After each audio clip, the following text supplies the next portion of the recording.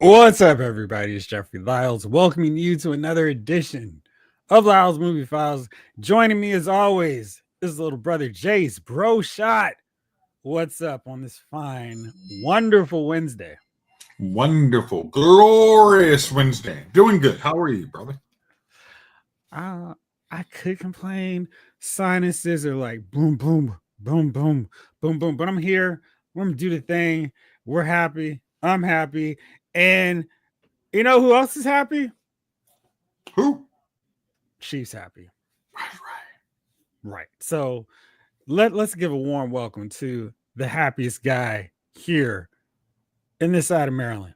Chief, what's up? Man, that thank you for the welcome. All untruths. I was like, wow, really? Right, happy. Like, who's this guy? Take the hat off and start doing a little Pharrell. Great, bro. But you know what? I'm glad to be here with you guys tonight, man. Thank you for the welcome back.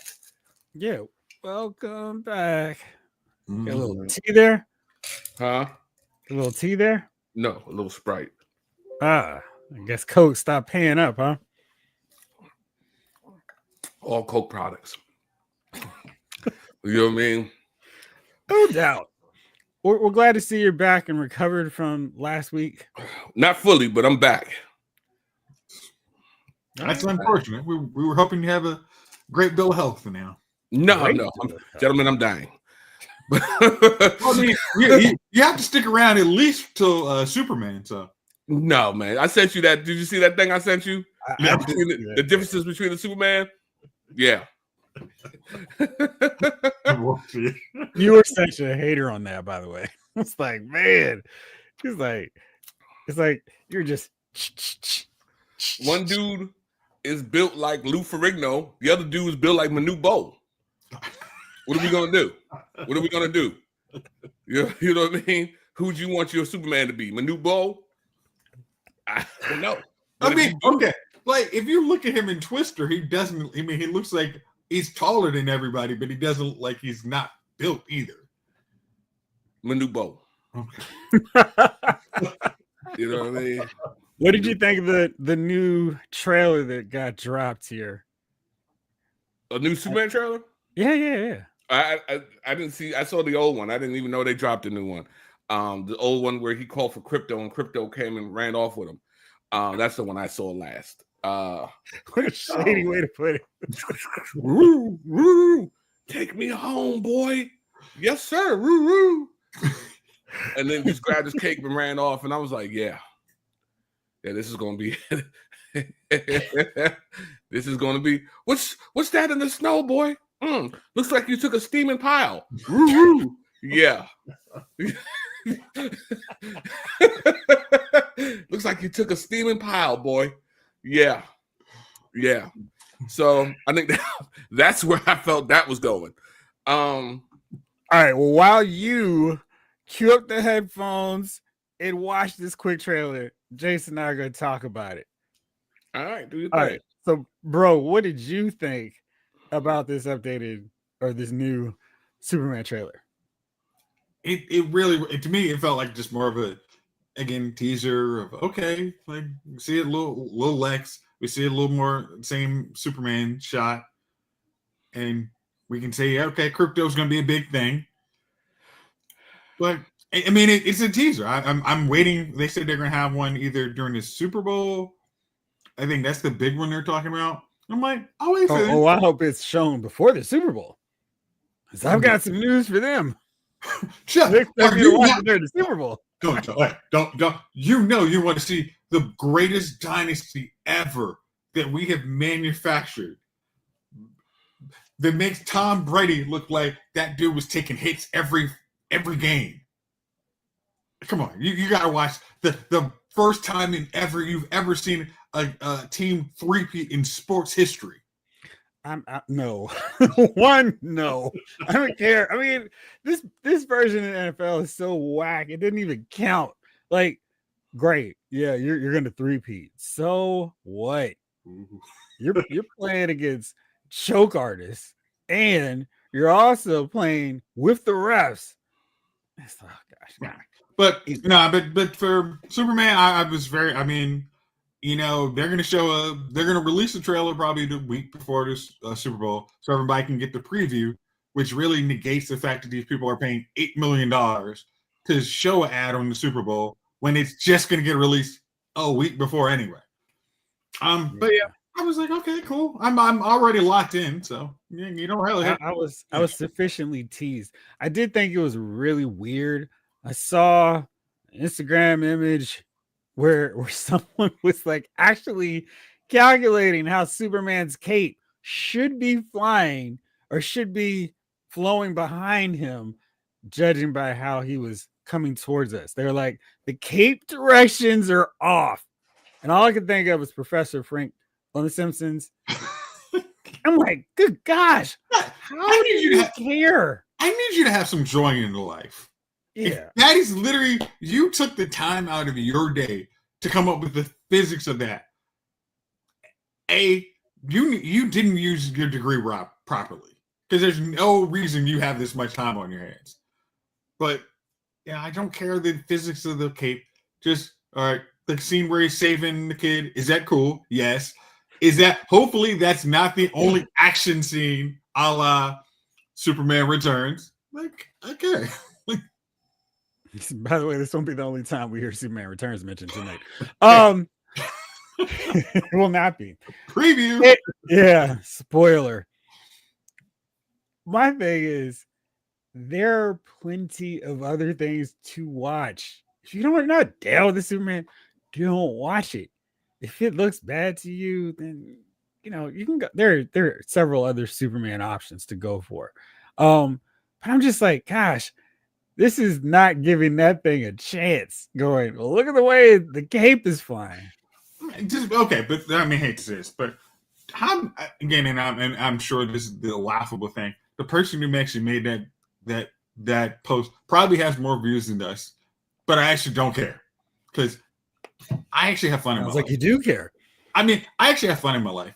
So I mean, if I need to like start trashing a movie that's not out, like what fun is that? Like, I mean, if you want to again, if you want to say all superhero movies are bad, I want to get rid of them, I'm tired of them.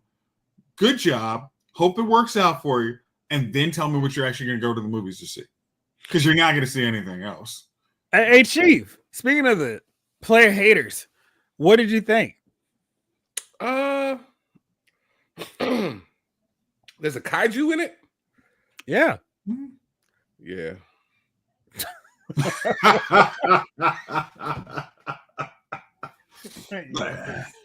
Incredibly hateful.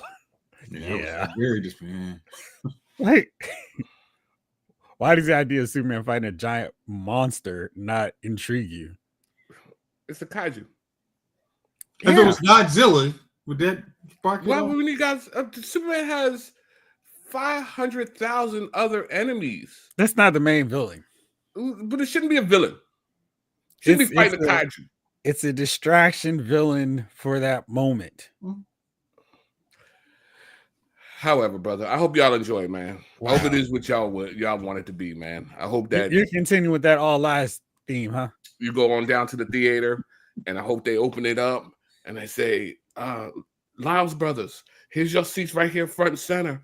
Enjoy. We've got popcorn. We've got candies. We've got all sorts of candies. I'm actually even more down with it. Sodas and juices right here for you. You know what I mean? Just put your feet in the water, and she'll do your feet while you watch the movie. And I hope that is that enjoyable. You know what I mean? So I'm gonna be home that day. You're gonna miss that screen. Probably mowing the lawn, or maybe washing the car. And you guys enjoy, man. You let me know how it is, man. Let me know how the kaiju is and the 6'6", 135-pound Superman. Let me know how that goes, man. Hey, I got some great news for you, Chief, though. I've heard rumors that Robert Pattinson is working out for the next Batman. Yeah, why not? DC Universe, I mean, is an outhouse of destruction. You know what I mean? Have you ever used an outhouse? Thankfully, no, actually. I have. Wow. I have used an outhouse, man. And it's not what you want, especially on those cold winter mornings. This is glad. back when you were on the farm. Upstate New York, man. There was no indoor plumbing at the time at the place where I was at. And I'm just telling you, man, this movie, I'm hoping that it is good. I'm hoping that it's great. But it could be an outhouse, a winter time outhouse. Winter time outhouse. Wouldn't a summertime outhouse be the worst? I don't know if you've ever sat on a toilet seat when it's below zero outside. No, Also, I can tell you no. It's not what you want. It's not what you expect. All right, let's say what's up to everybody. Yeah. Hey, everybody. Maybe some hopefully more optimistic people than you, Chief. So let's see who is here today. Justin Huber, 80s kid. Blake Tarpley's here. Y'all are talking about stuff that we're going to get into, so I will make sure to post them later. Jalen Parks is here. What up, Justin? What up, Justin Huber? What's going on, baby? I was about to say, I know Chief ain't happy. Chief is repping for the melancholy. Absolutely. Blake, look who's back in the MFN house. Hey, man, we're going to keep it PG. I know the next line. Blake, Chief, you have to stick around for the next Fantastic Four and then Green Lantern. I sure do, man. I sure do, because I can hate on them. That's what's keeping me alive. The hate that flows through my veins. Michael Solis. What's up, guys? What's up, Michael? What's up, Michael? Justin's more optimistic. It looks great. Jamlin, not so much. I'm here for the super hate. And I got it for you, Jamlin. I got it in spades. In buckets, apparently. where you can soak your toes in it. Yep. Blake says, Sony should get the rights to Superman and do what they did for Spider-Man movies. Crypto, the movie, Jimmy Olsen, the movie, etc. Lois Lane has enough supporting characters. They could do decent movies if Sony were into that kind of thing. Chief, Guy Gardner didn't say it for you. That is a weird looking Guy Gardner, and I know he's supposed to look strange, but that is Nathan Fillion. Think that's how you say it. Fillion. That joint is crazy looking, man. The cube hut. Hey, listen. Let's get it on. Let's. You know what? We're gonna enjoy it, man. We're gonna enjoy it. Okay. And then we're gonna do a watch along. Okay. Even if the main thing about Guy Gardner is as long as they get the attitude right, more so than anything to me. If his attitude's wrong, I'm not gonna appreciate that. Like Mr. Terrific, I'm sure will be better than the last representation of Mr. Terrific. So I'm not as worried about him. The R. Kelly, you can braid my hair version of Mr. Terrific in 2 seconds. And there's nobody, and Barry Allen didn't come here 5 seconds. Like, hey, I need my hair braided. All right, thanks. Take it out, please. Okay, I'm back. Awful. Kelly Cox, what's up, Kelly? Kelly Cox, what's up? Jamie Parks, president of the Super Player Haters. So I don't know. It might have to be Chiefs VP. It's this guy right here. Hey, man. Welcome. When did they got the kaiju thing from Invincible? I don't even know, man. I just saw the kaiju and I was like, wow. So there's a kaiju in it, huh? So glad the kaiju needs to turn out to be Jimmy Olsen. That could be fun. Randy's review. Randy what's review. up, man? What's up? Justin says, yes, sir. I'm going to get the popcorn bucket and get any piece of merch from the film. And I got a feeling that merchandise is going to be real expensive in the future. Hold on to it. I do remember when Justin was just as excited for the Acolyte. I remember those dark days. Like, come back to us. Don't buy it. Yeah. Blake, Chiefs outhouse on his farm. Yeah, exactly. Yes, sir. Mark A. Hey, what's happening, fellas? Mark A. Mark? What's going on? It will be great, Chief, says Justin. Depends on how much snow you got to plow through. Chief had to walk to school backwards in the snow, uphill. So you knew him, Michael. You knew him back in the day. Hey, man, have you ever fought off a Wolverine? Wow. Yeah. It's crazy out there. Justin, it feels so good to use my secret identity in all of justice. David Thanos. Oh man, Chief is back. I'm sure he binged season 3 twice if he missed last week. Man, crazy, ain't it? Wow.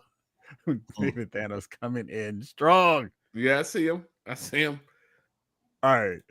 Jayla says, I'm cautiously optimistic, but I don't love what I've been seeing leading up to this film. However, I'll check it out. But I am thoroughly entertained by Chief's take. Man, I'm glad I could be here for you, Jamelin. I'm the reasonable one amongst the group. Wow. Reasonable one. Talking about outhouses. Kryptonite Bucket. We should in a year do a best popcorn bucket show. They have some pretty creative ones. I only have one. It's the Avengers Endgame one because I was that pressed. But there have been, that was just a basic 10 popcorn bucket with, a collage of the Avengers on it. But they've had some really cool ones where it's like, oh man, that's great. I wonder if people have collections of those. The kaiju should be a Lex Luthor creation and have long fingernails. You're not talking about Lex Luthor and long fingernails. Right. And when the sun goes down, it should lose its power. He's created by the sun, but he loses his power. It's perfect. All right, let's get into a little bit of news and rumors before we get into our topic of the show. Wow, a lot of notes there, Chief. Whoa. He's ready. He is absolutely ready. After saying earlier last week that he's not going to be in Avengers Doomsday, Benedict Cumberbatch got a hold of a revised script that says, oh yeah, you are in Avengers Doomsday. So that's exciting just because Benedict Cumberbatch's Doctor Strange is definitely one of the best newer MCU additions. We've had a lot since he debuted, but he's one of the best that we've seen. And I really wonder how Phase 4 would have been received if, excuse me, their new Fab 4, their terrific triumvirate of Doctor Strange, Captain Marvel, and Chadwick Boseman's Black Panther were the forefront. And maybe they would have headlined a movie or two before it's like 2026 when we get to the Avengers Doomsday. Because I feel like if we had something with Captain America, Black Panther, Doctor Strange, Captain Marvel, and Spider-Man, maybe Bucky thrown in the mix too, so we wouldn't have to go through this. Do we care about Thunderbolts? I think that really could have kept them going, or if they had just inserted those 3 characters into other movies and TV shows, I think people would have been more excited about the direction of the MCU, because I really think that they would have helped things along. I mean, Doctor Strange definitely was useful and helpful in No Way Home. We didn't really get any benefit of a cameo in Captain Marvel in the Marvels simply because it was 2 other characters with Carol. Black Panther had to, change course dramatically. But I don't know. I just kind of feel like they had those guys, specifically Chadwick Boseman, because I think he could have been like the leader, maybe alongside Sam's Captain America. It's just like, didn't quite get there. So what do y'all think about this? Are you excited? Care whatsoever? Or what? And anytime they're bringing back the good Avengers, I'll just say it, like anytime they're bringing back the better Avengers, not the C tier Avengers, is a good thing. I mean, that was why it was good, like not killing off Thor in that movie that no one's ever going to see again. Yeah, I think just in bringing, you bring back Sam, anytime you have him in there, I think it's going to be a good thing for MCU fans. Okay. I just looked at this casting rumor for X-Men. Curious what y'all think. Okay. All right. I may have to pull up the old added window here. Do you like the Cyclops one?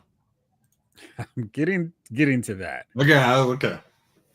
And because the name is not ringing a bell to me. Oh, really? At least I don't think so. Let me see here. Huh. Maybe I'm wrong. Maybe I haven't gone far enough into this thing. All right. So here is our rumored Jean Grey.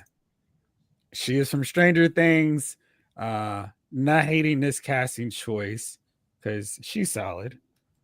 Oops, wrong button. Gosh. Okay, there we go.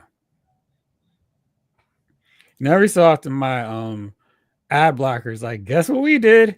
And I'm like, listen, don't take a bow. I just need you to get out of the way. Especially when I lose my screen. There we go. Okay.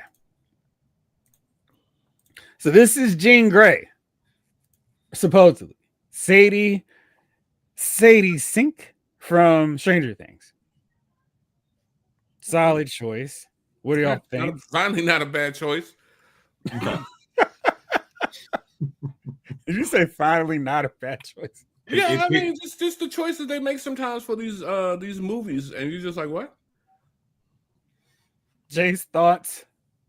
She was good in Stranger Things, so I think that's fine. I'm just trying. It's going to take how young they're skewing the rest of the X-Men. That's the big thing. Is if everybody's going to be a teenager, kind of. That's I'd like to see what they're doing. But they should be doing a younger reboot, right? I mean, I suppose I am kind of like only because I would rather see the X-Men be contemporaries of the Avengers and less so the Young Avengers and Spider-Man. Like I would want them to be older. Yeah, I don't want them hanging out with champions like that version of X-Men. So, all right, who's next? All right, so next up we have.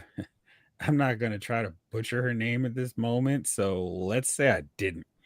Next up is a star of The Bear, Io Itibiri. You don't feel like I butchered her name. Mm-hmm. So she is lined up to play Storm. Mm-hmm. What do we think?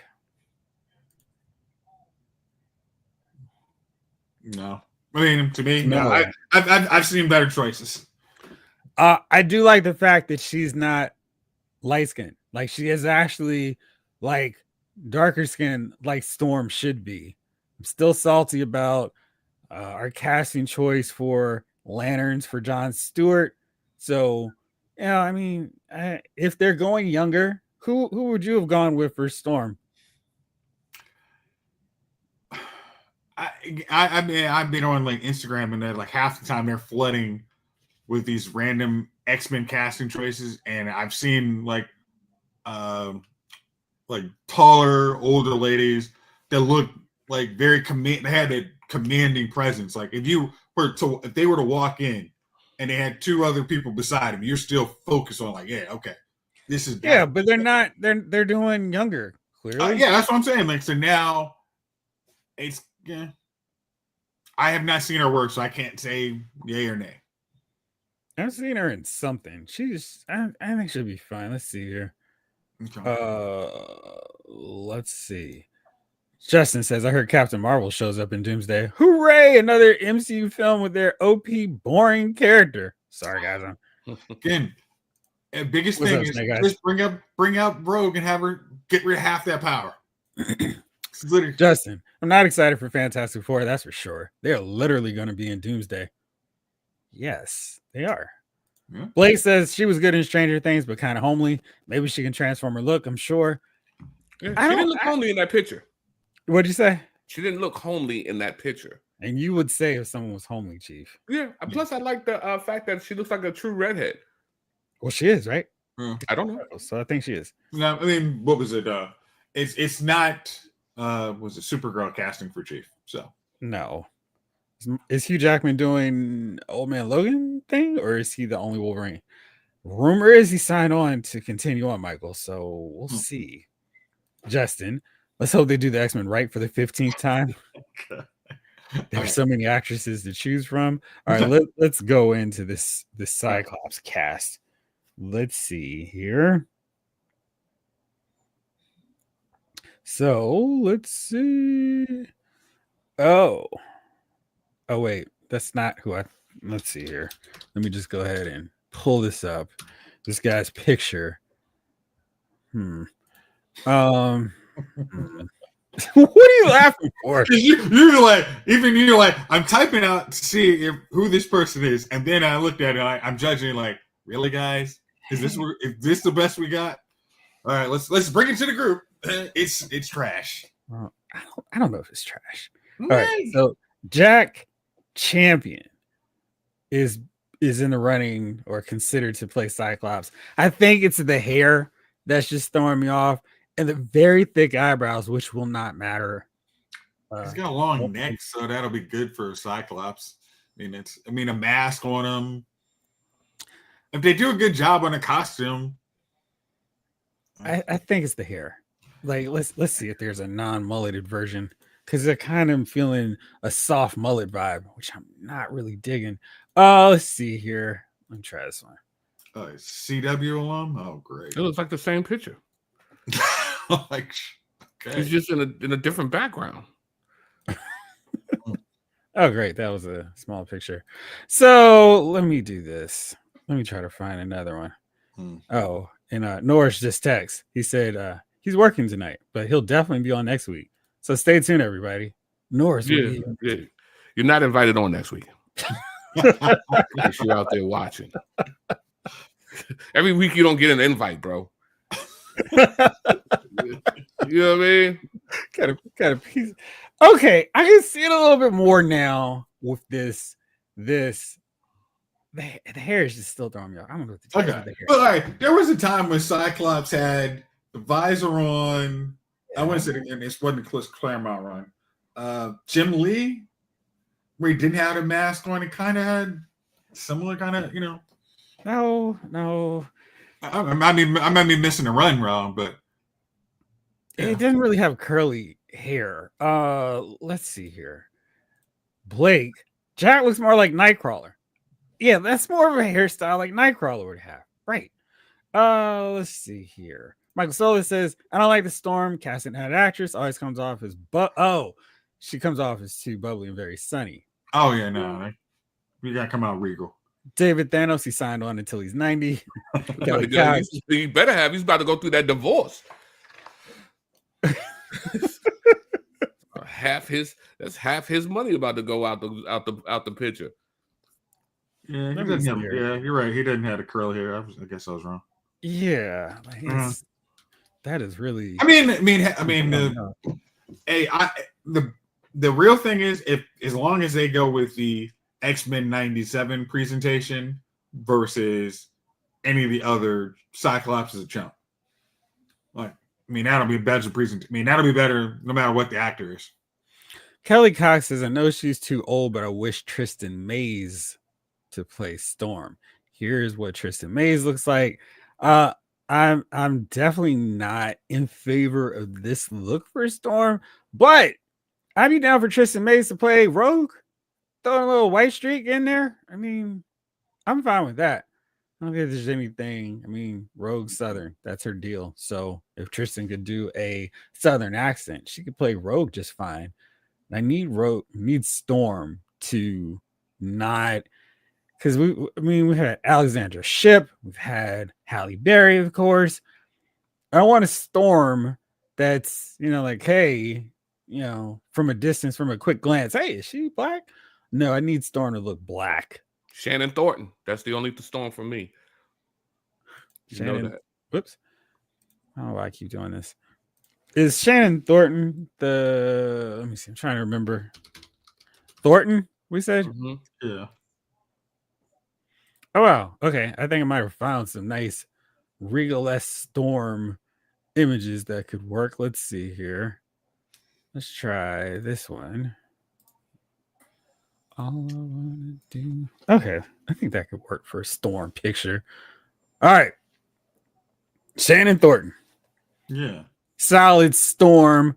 But if everybody else is a 12-year-old, she's going to stand out.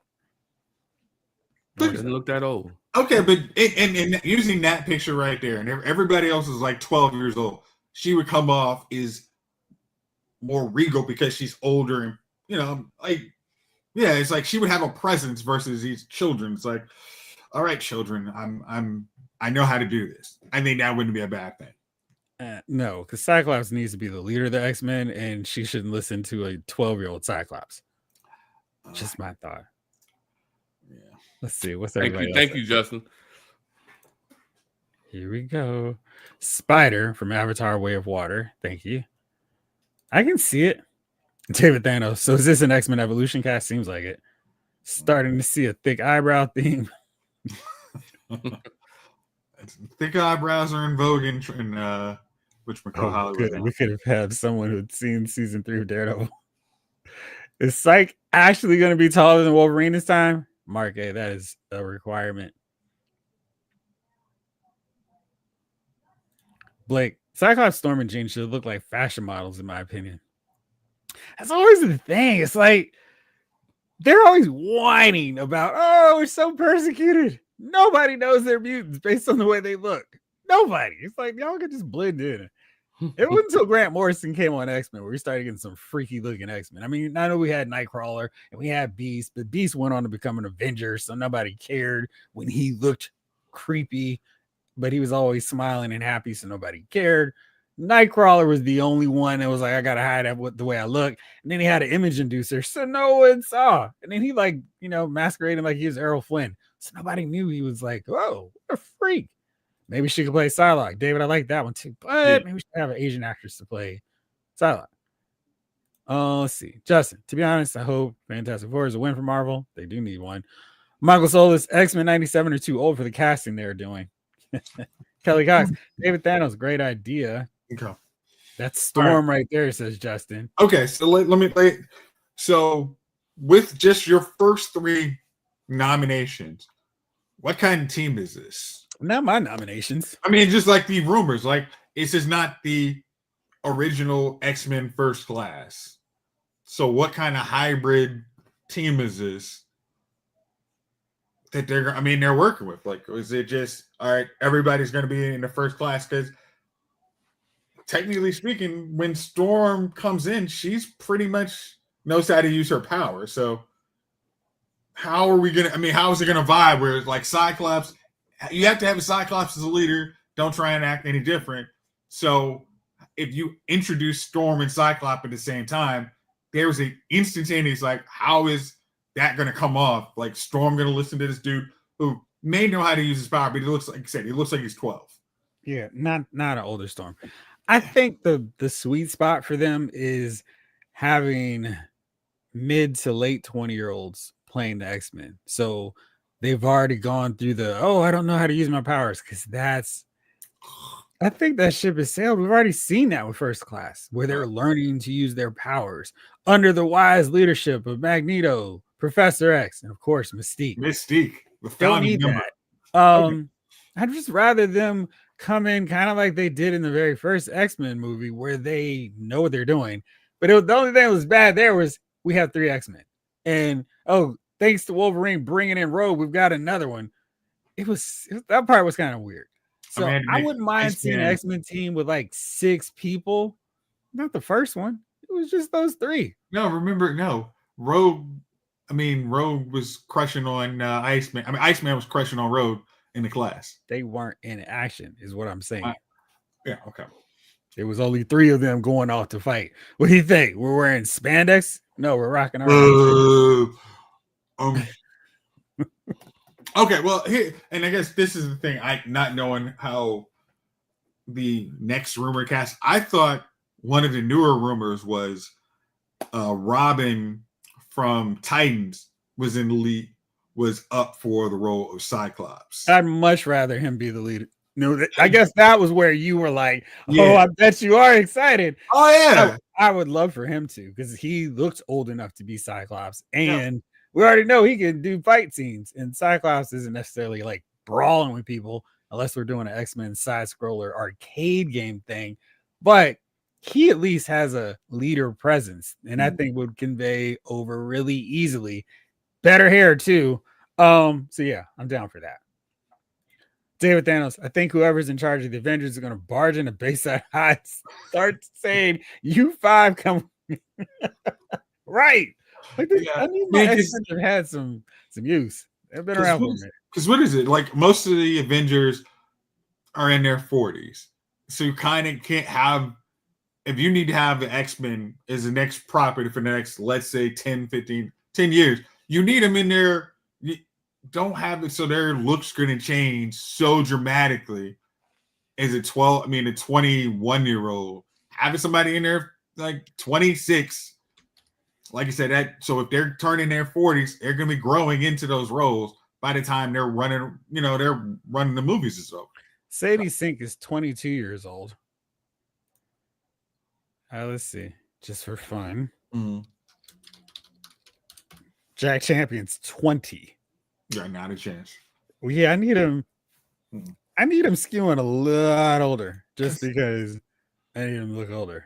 I mean, because let's say this: Ms. Marvel can't look like she's older than the X-Men.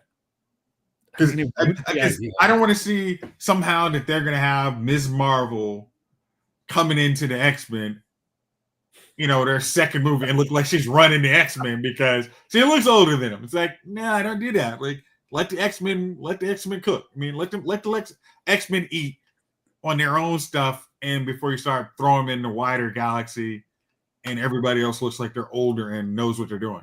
Yeah, because I was about to say I only let Russell Wilson cook. Justin, the Avengers should be in their late 20s to mid 30s. But it didn't. The Avengers in the MCU, we didn't care about their age. They didn't look like they were decrepit old fogies. That's why I feel like the X-Men should be in their mid 20s like now, so they can go 10 years.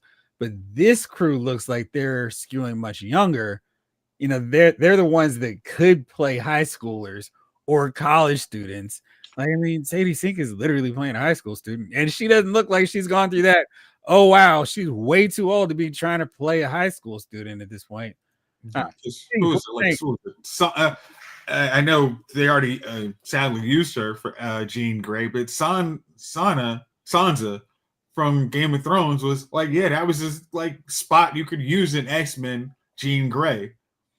And going so much younger is just I don't want to see X-Men teenagers. I don't want to see X-Men high.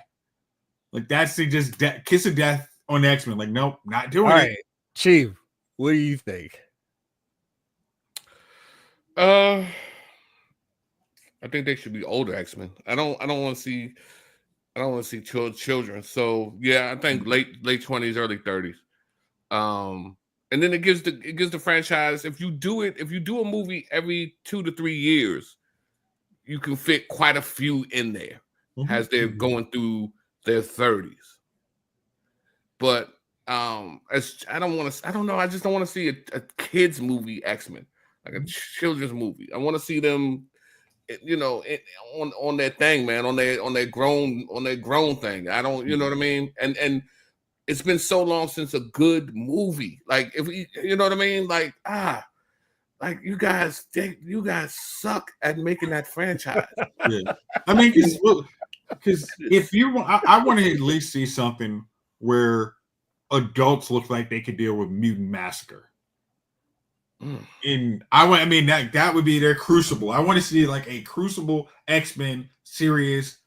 Yeah, kind of. There's really high stakes. When you got a bunch of teenagers in there, I'm not gonna be invested.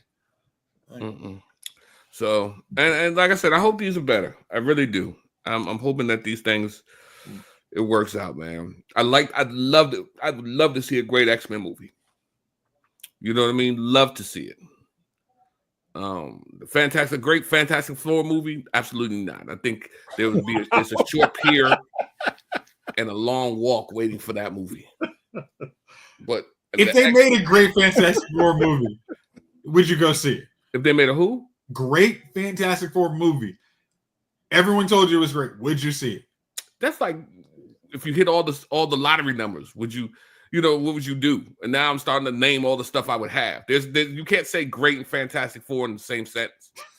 So there's no such thing as a great Fantastic Four movie. Let's just start right there, right? You know what I mean? That's why you can't put millionaire before or after my name. So now that is not reality. You know what I mean? You can put poor before or after. You know what I mean? And one's for my money, and the other is to pour me a shot because I'm drinking because I have no money. So it is two versions of poor. But the other, it's no such thing as a good Fantastic Four movie. Great Fantastic Four movie. A fantastic Fantastic Four movie. There is no such thing. So no.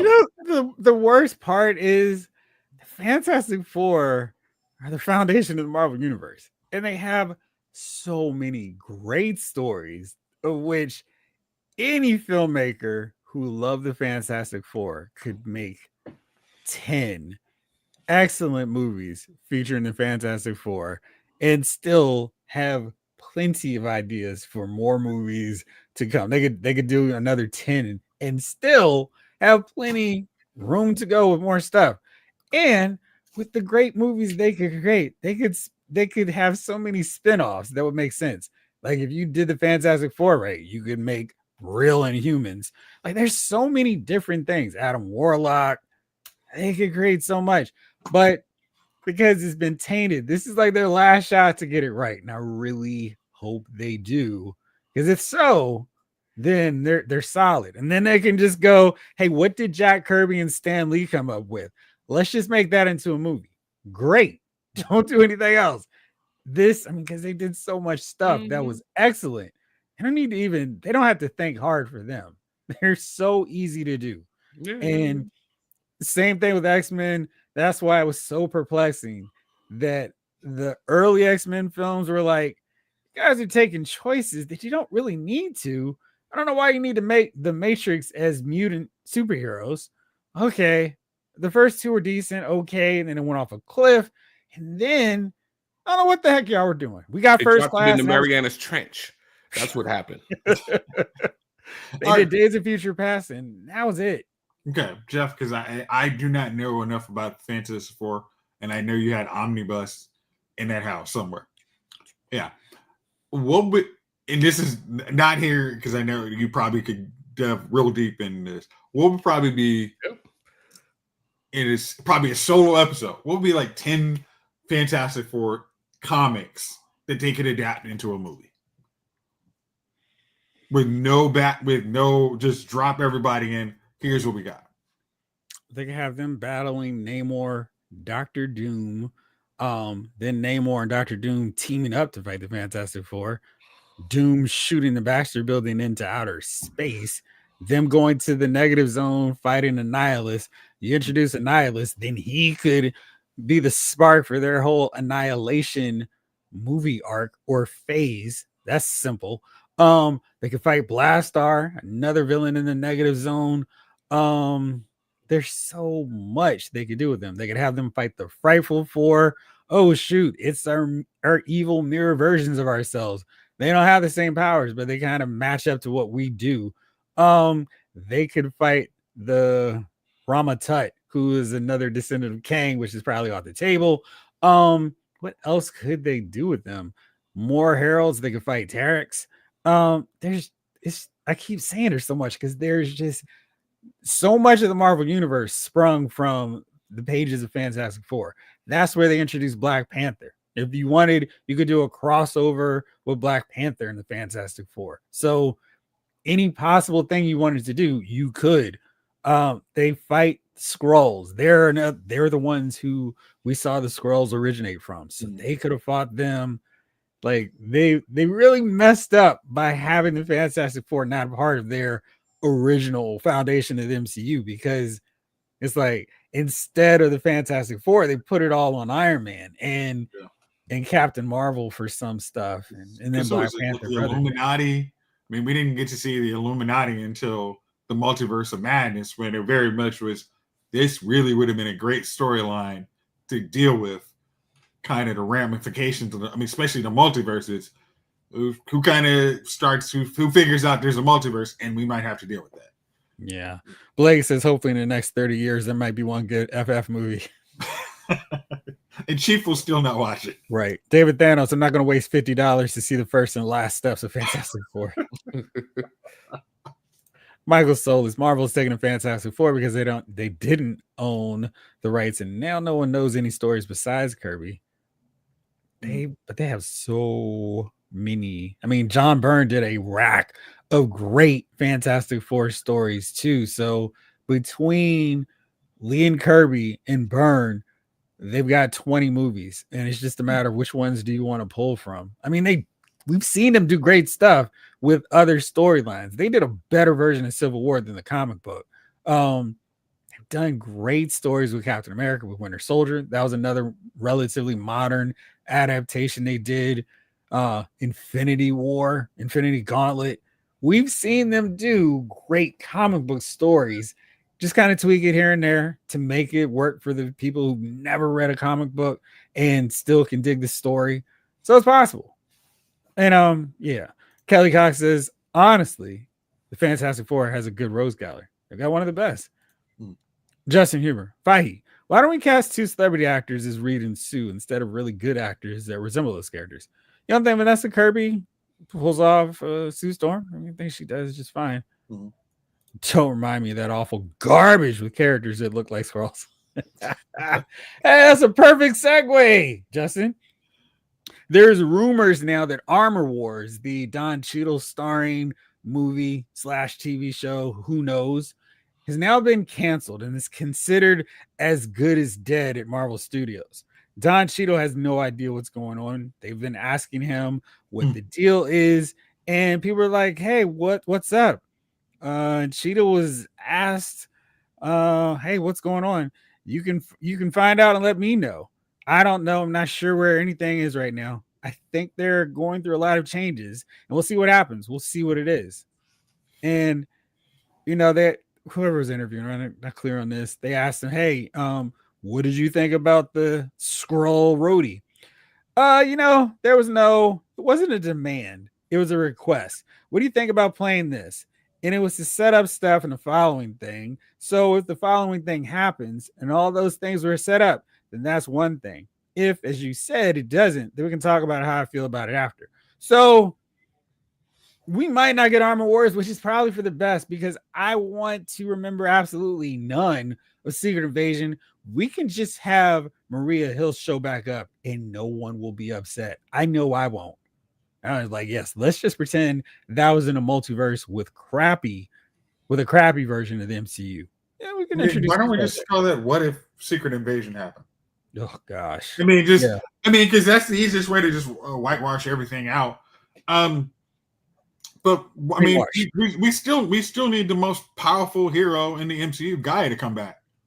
I mean, she has to come back. She has to come back for Doomsday, right? If she is, that's going to make it bad. Then we gonna have her and Captain Marvel fight over who's the most overpowered. Justin. Yeah, I mean, yeah.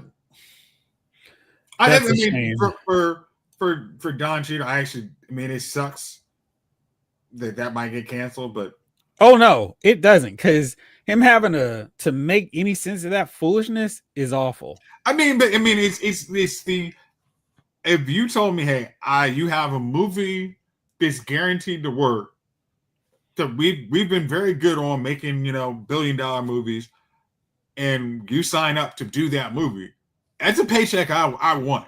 He has not missed out on MCU paychecks. But again, this would be him starring in a movie. Like, hey, I take an executive producer credit on that thing. Yeah, I want that money.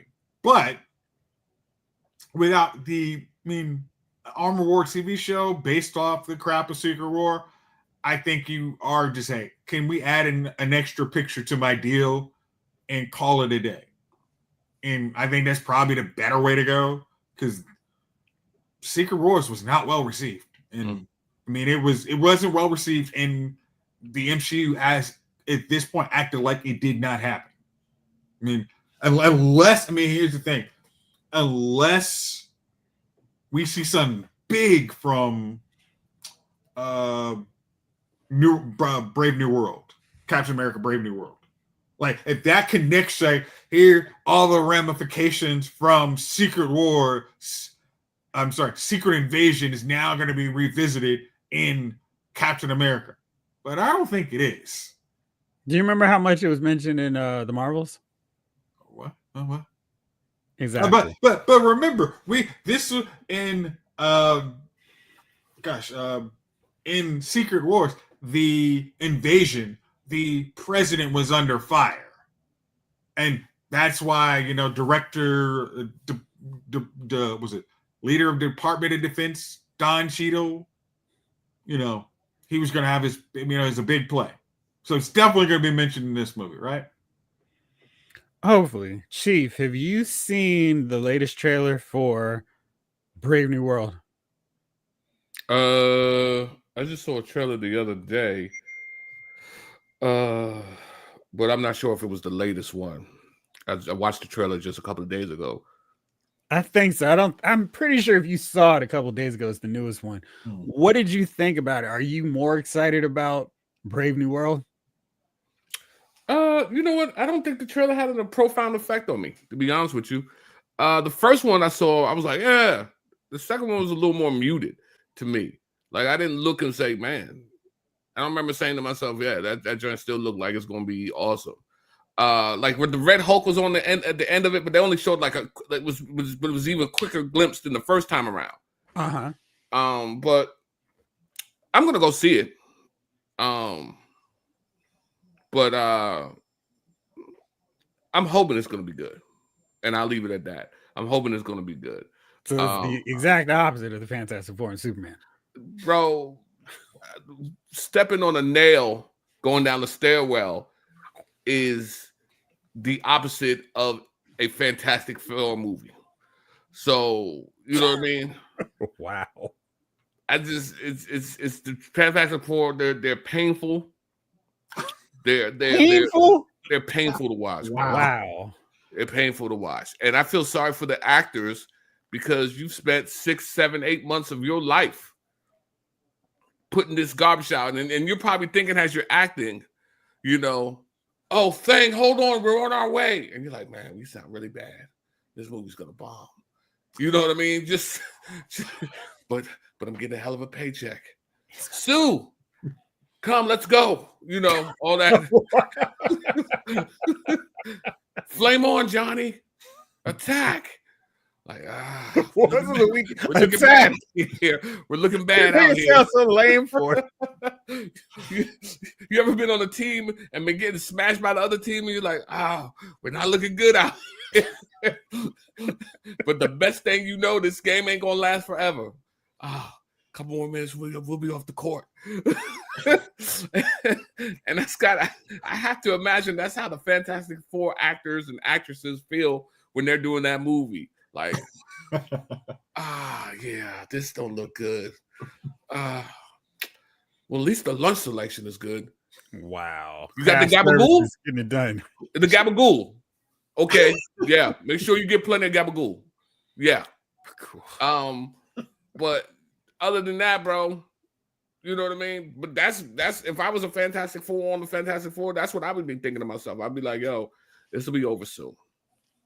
They paid me. It's like a prison sentence. Yeah, this will be over soon. Because I mean, I wonder how as an actor is making a bad movie, an awful movie, as they look around like, man, this thing really sucks, but I need the money, my rent.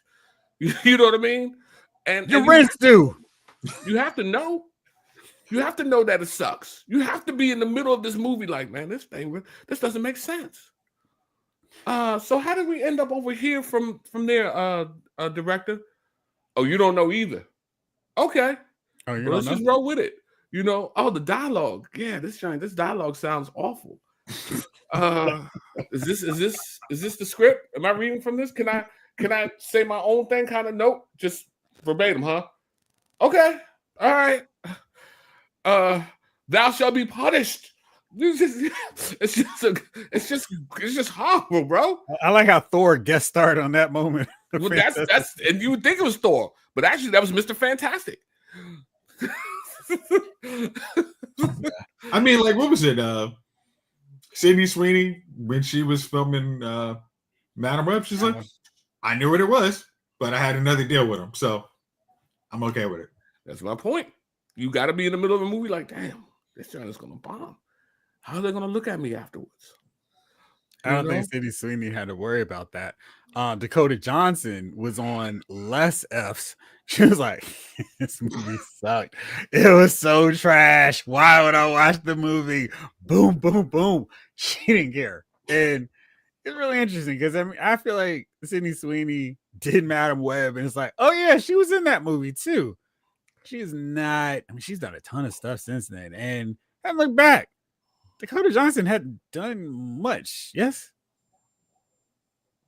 Since then, I know. I mean, that was one of the joints. Her agent lied to her. It's like, oh yeah, you're gonna be in a movie with Robert Downey Jr. soon. What happened was they said Marvel, and everybody's Marvel. Oh, Marvel movie, and then like Madam Web, and she was like, oh, and she probably went and never even read up on Madam. Like, hold on, am I supposed to be like? She was like, what I am right now.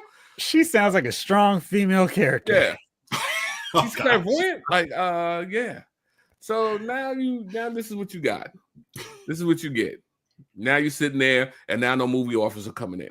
She has 3 upcoming films. One is The Materialist. Let's see who's in that movie because I'm curious. This one is wow, that's funny.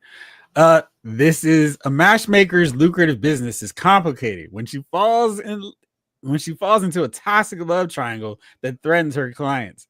Now you're gonna love this because her agent was like, "You do Madam Web, I'll get you a movie with these stars." Guess who these 2 stars are? I know y'all are gonna just be amazed at this one. Jimmy Walker. Jimmy Walker. That's no. I'm talking Emmanuel Lewis. No. All right. It's gonna be A-list actor Leonardo DiCaprio. No, gosh, no. Come on, no. I just read the premise of that movie. You think Leo's touching that? That movie sounded bad. That movie sounded like you was just waiting around, like, shoot, the Cardinals, dude, they're gonna come get that Mercedes at any point. Hello, what you got? A matchmaker movie? Well, it's never been done before. Okay, I'm in it. And the next thing you know, there you go. Legally distinct.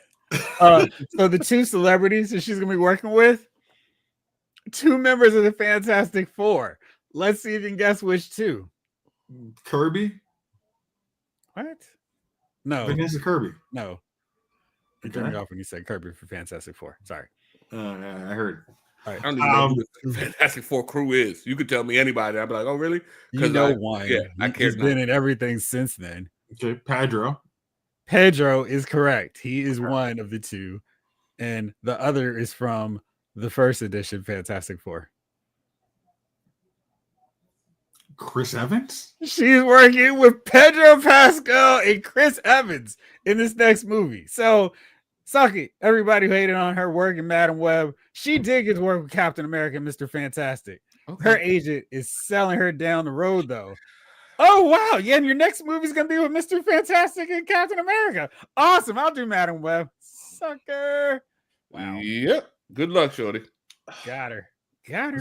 Okay, so Chief, you've inspired me because Jace told me not this weekend, but the one after, yes?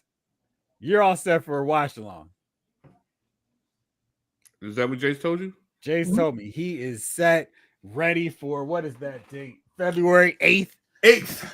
Okay. Oh man, that's crazy. That's Easter egg hunt.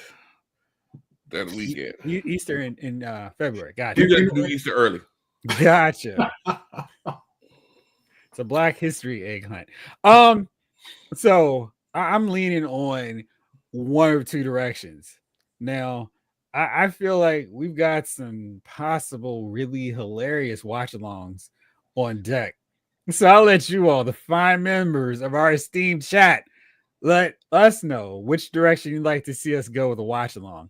These will be on Disney Plus most assuredly because this should be a blast. Do you want us to do watch-alongs to the X-Men movies or the Fantastic Four movies? Let us know in the chat. What was the one with Michael B. Jordan, Fantastic Four? There's only 3 Fantastic Four movies, so we're gonna watch the good one. You're such a hater. Man, you hate on Fantastic Four. The first 2 are really not that bad. They're not that bad. It's that third one is just abysmal and terrible. Terrible, so bad. But I feel like there's some X-Men movies that are equally terrible. All right, let's see here. We got our first vote. So that's 1 for X-Men, says Blake. Okay. Michael Solis, did you expect us to wear spandex? Is that another vote for X-Men? Gosh. Big Eyes, X-Men. Snow Glare, the good one. Roger Corman. I haven't seen that one.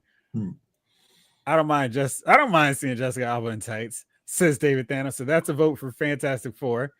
Justin. The first one was good, but the second one was bad. Who's bad? I didn't mind. I mean, the second one had a Silver Surfer in it. Galactus suck. Galactus sucked, but so did Parallax. You know who else sucked? Smokey Monster, Parallax from Green Lantern. In case you were curious, Chief, where I was going with that. Oh, yes, The Roger Corman one, we could watch it all on YouTube. It's on there. Okay. Hmm. Hey, let's. Or So we let's. can watch Fantastic Four Sweded. I heard it's, I heard it's fantastic when it's Sweded. Okay, so we've got 4 options for Fantastic Four, and maybe we can just save the X-Men movies for the truly terrible. So X-Men: The Last Stand, I'll watch it again for you all. Let's see, X-Men Apocalypse and X-Men Dark Phoenix against Fantastic Four 1, 2, and Fantastic Four 2008. No, it must have been 2015. You all choose.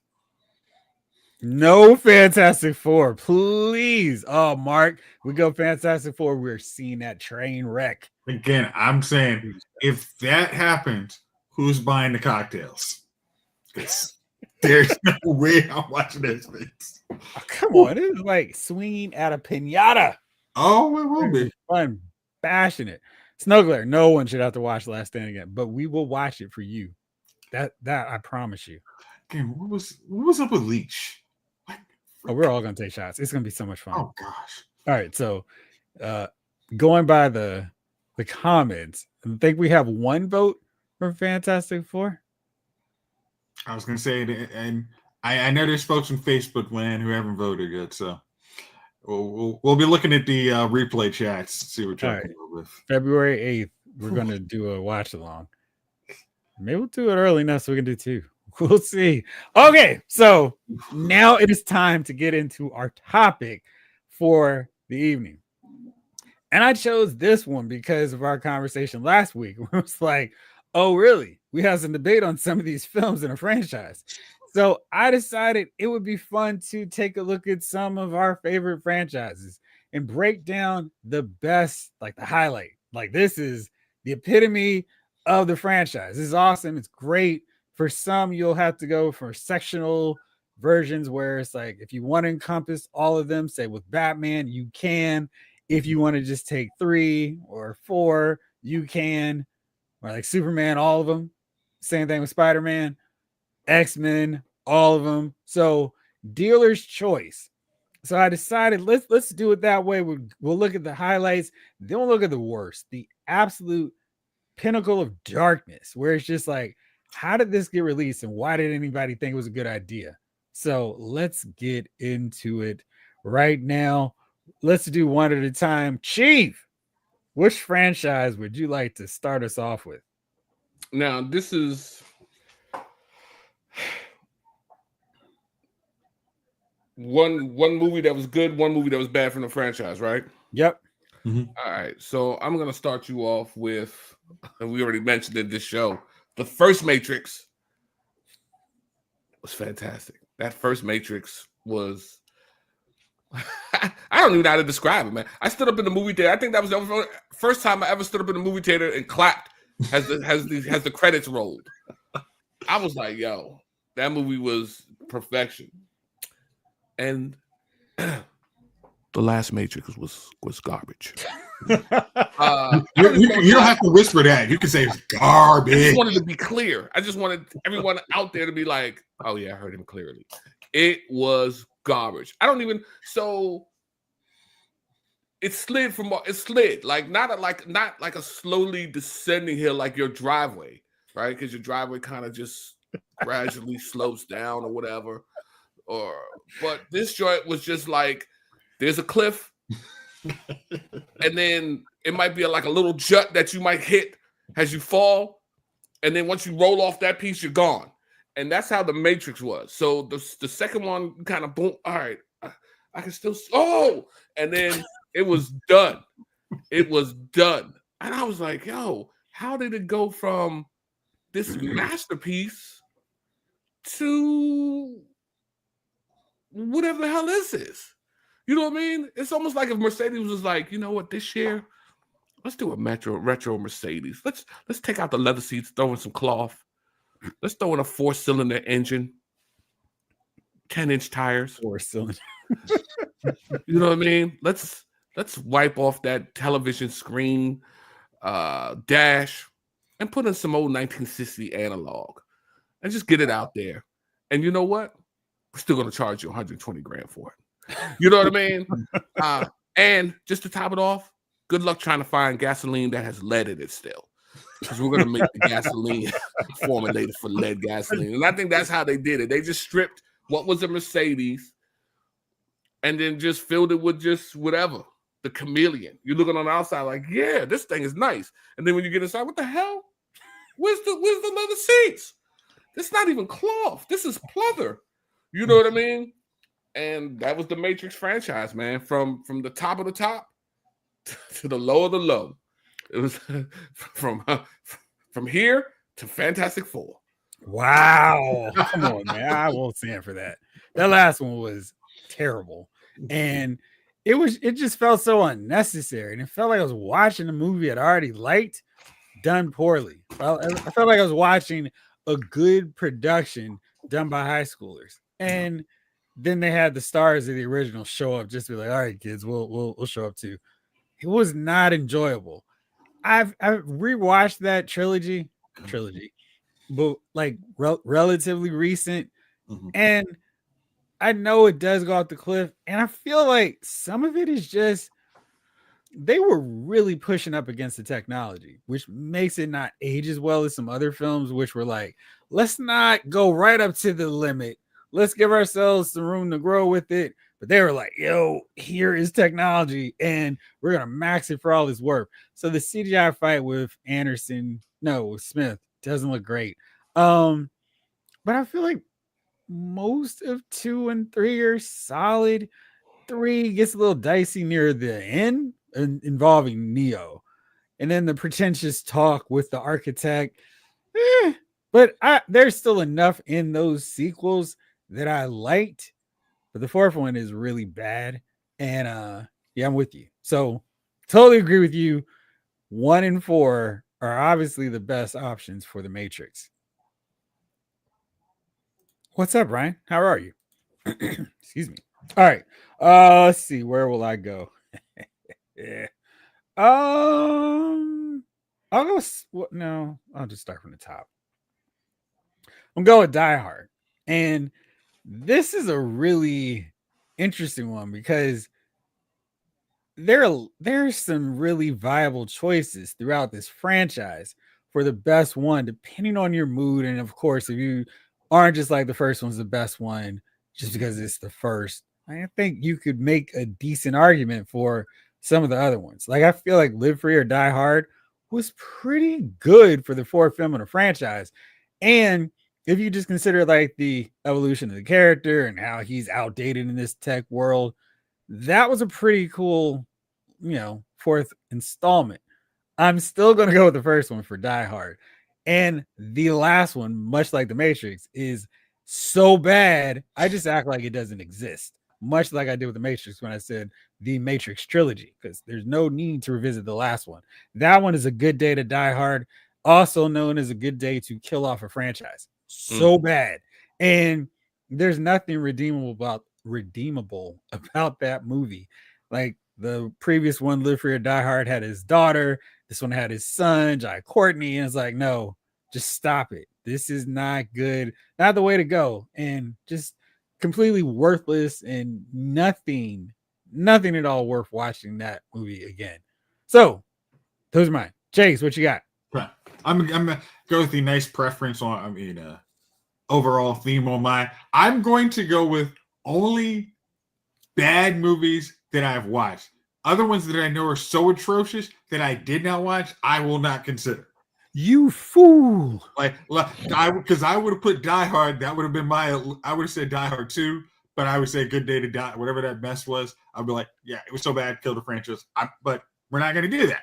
So let me go with my easy one. What's up, Rock? What's up, Henry? My first entry into this is Terminator. Terminator 2, I think we can all. I mean, I think most of us really love that movie. I love 3 and 1 very well, but 2 is a peak because I did not watch those latter 2 Terminators. I'm gonna go the least. My least favorite of the Terminators was Terminator Salvation. What a sucker. I recently watched that again, and I'm just like, I mean, y'all had Christian Bale, and you guys just sidelined him for Sam Worthington. It was like, you had adult John Connor. We were expecting Terminator, post Rise of the Machines. We expected to see that fight from, what was it, Terminator 1, where we're expecting them to really be out there fighting the machines, fighting a good fight after the Wasteland. We expected to see that.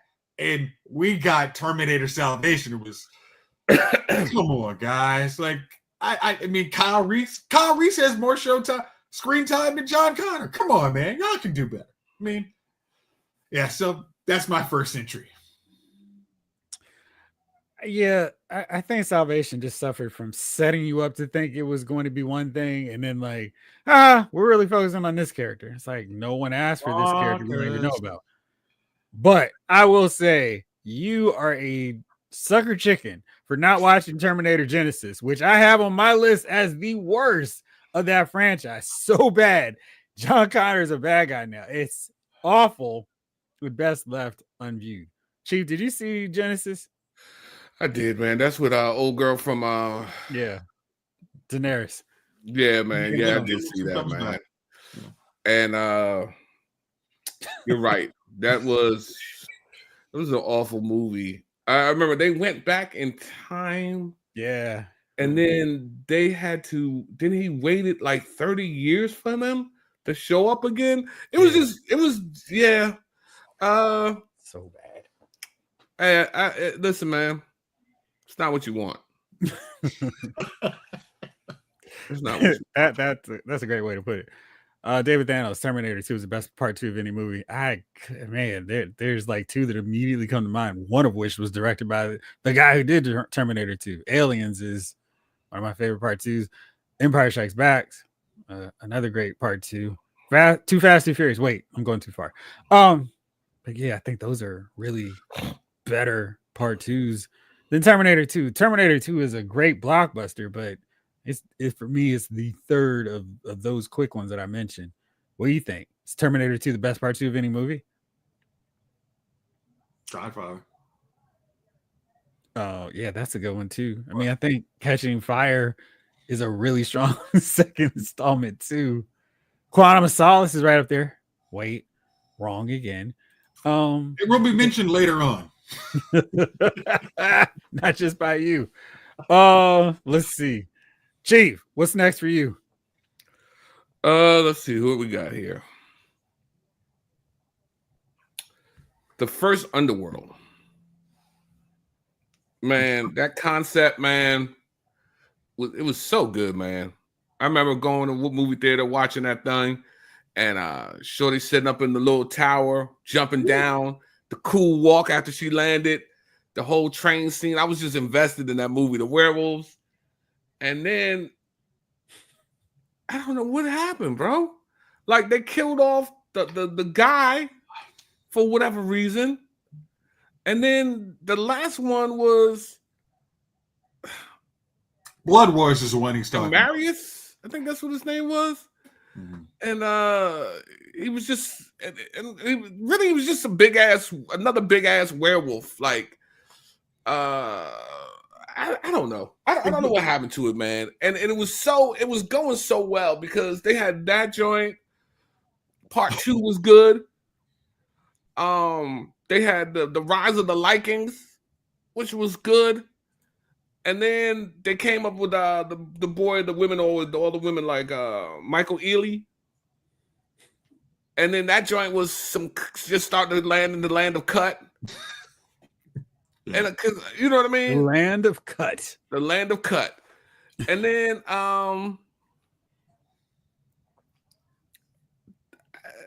the joint just exploded. It just exploded. It was cut everywhere. It was like our friend digital diarrhea.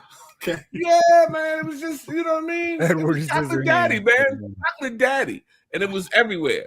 And I couldn't understand why they took this great concept and destroyed it. You know how many adventures her and Michael could have got into? Why did people have to find out there was a vampire? Like, it just got stupid. Down there in the mountains, in the ice mountains. Yeah, and then I'm gonna also agree with Chief. I had on that Rise of the Lycan was my favorite, but Blood Wars was definitely my least favorite. Yeah, it was because the one where they killed off Scott Speedman. How can you not get Scott Speedman back? Like, how does he judge? I'm so busy with all these other projects. No, it's like Speed 2. How do you not wait for Keanu Reeves? You can't get this guy back. Like, come on. Right. We got to make this movie right now. You, what's your name? Patrick something. You're in. Patrick. I mean, yeah, you're the new Keanu Reeves. Come along. What was it? Like, Theo James is a good actor, and I don't understand. It's like when they just tried to, it was just, oh, well, they're going to have somebody who rivals Celine's power. Why? Well, because Celine was stupid and got caught. Why? She's been running around for 600 years, and she magically gets caught? Like, come on. Like, and she's not even, the sun can't harm her. Yeah.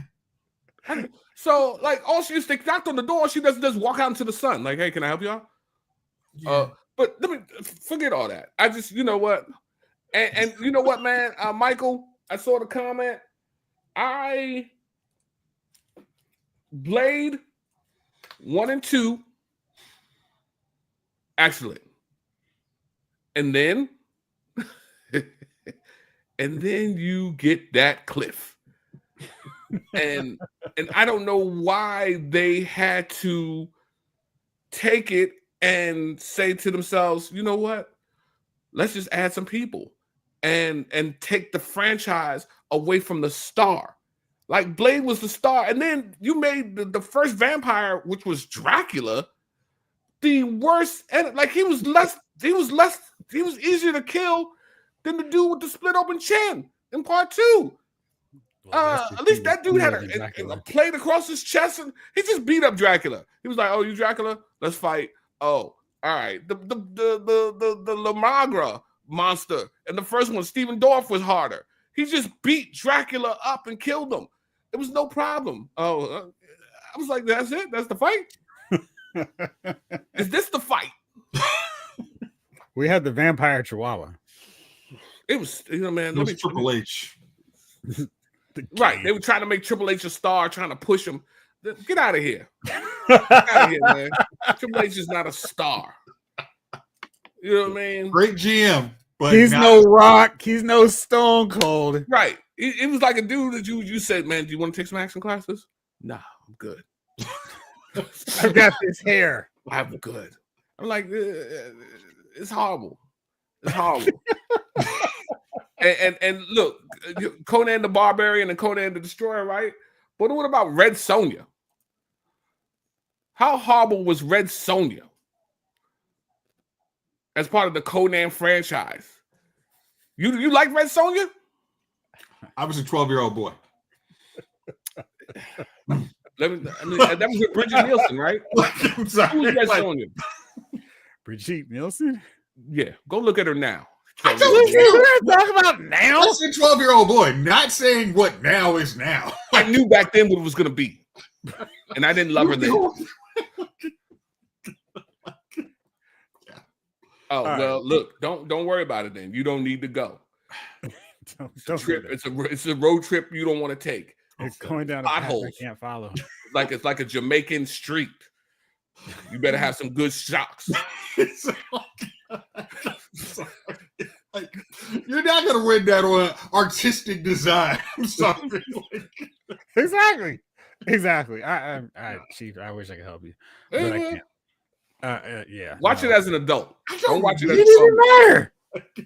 You know what? Because 12-year-old me is going to be like, that's amazing. That's what's going to happen. Yeah. And let's see. Oh, Revenge of the Nerds was awesome. Nerds. and me, little Lamar. That's right there, bro. Oh, Okay, they're gonna remake it, man. You know it. Reimagine 2020. hey, bro. Five. Jamaica, man. What's The up? pie holes is real. The pie holes All is right, real. let's see here. For me, I'm gonna go with the easiest one on this entire list for me, Star Wars. The best Empire Strikes Back. Come on. It's birthday tradition. The worst, boy. There's 3 options. Which one shall I take? I'm gonna go with the Rise of Skywalker because that felt like the most. What did the 5 figures say to the face? Movie of that entire thing, where it's just like I felt like I was repeatedly getting slapped for liking Star Wars. Like we get a Force goes to Han, we get a Force goes to Han Solo. How? And it's just going movie. Nothing. Chewbacca gets killed. Ha! No, he didn't. Just dumb for dumb. And then Lando, hey, young lady, I might be your daddy. Bad all around. And then Rey is a Palpatine with Sith lightning. Stop it. Palpatine was not slumming the canteen at Mos Eisley on a moment where he was just chilling and he wasn't running the galaxy. Hey, young lady, want to come back to my room? No. And feel some real unlimited power? No. Right. That did not happen. So stop. He didn't change his face. What is, yeah, come on. I'm going to keep the scarred face as I clone into new bodies. Okay. Just right, because that's the first thing you do as a clone. You'd improve on what happened before. He's like, I am now back. By the way, Galaxy, I'm back. Awful. But hey, I'm not back fully. I'm just kind of back. Yeah. Like, well, is it premature back? Yeah. Yeah. Yeah. Last Jedi still works. I mean, see, I was gonna be nice because I don't count the fan fictions and movies I'm gonna watch again, so I'm not gonna even bother judging them as the trash that they are because I'm just like, all right, forget it. I feel like Last Jedi had some problems because it really upended what was done before. Like Force Awakens is by far the best of those 3. But I feel like Last Jedi just felt like Rian Johnson was like, nah, I don't want to do anything you did. And I think Rise of Skywalker was worse because it was like, no, I want to do the movie I want to do. And then it counteracted. So it was counteracting what was done in the last movie. And it just felt like this big tug of war over which direction to go, where, okay, this is the way y'all are going to take this story. And then he was like, nah, I want to do it my way again, which made it suck, which made Last Jedi worse. Rise of Skywalker was awful because Rey and Kylo Ren fighting all the time, and then Kylo for some reason has a face turn, which I still do not understand. And everybody's encouraging Rey, go get him, Rey. Terrible. I would have liked that movie a lot better if Rey died and Kylo Ren was still around, throwing his yeah. Oh, come on, Sir Jeff. It's a different universe. You better believe it. Hey, Jake Skywalker was a man.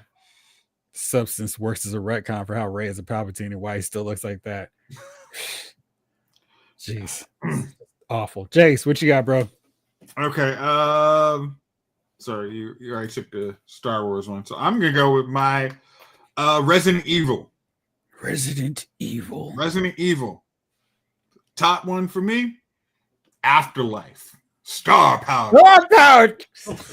Because I'm sorry, that was one of the funnest uses of 3D to me, and I think they really nailed it and got it perfectly. And that was the one where Super Alice didn't exist. Super Alice lost her power, so she was like everybody else. We knew she probably wasn't going to die, but it added some drama. I think they took her powers away in the one right before it.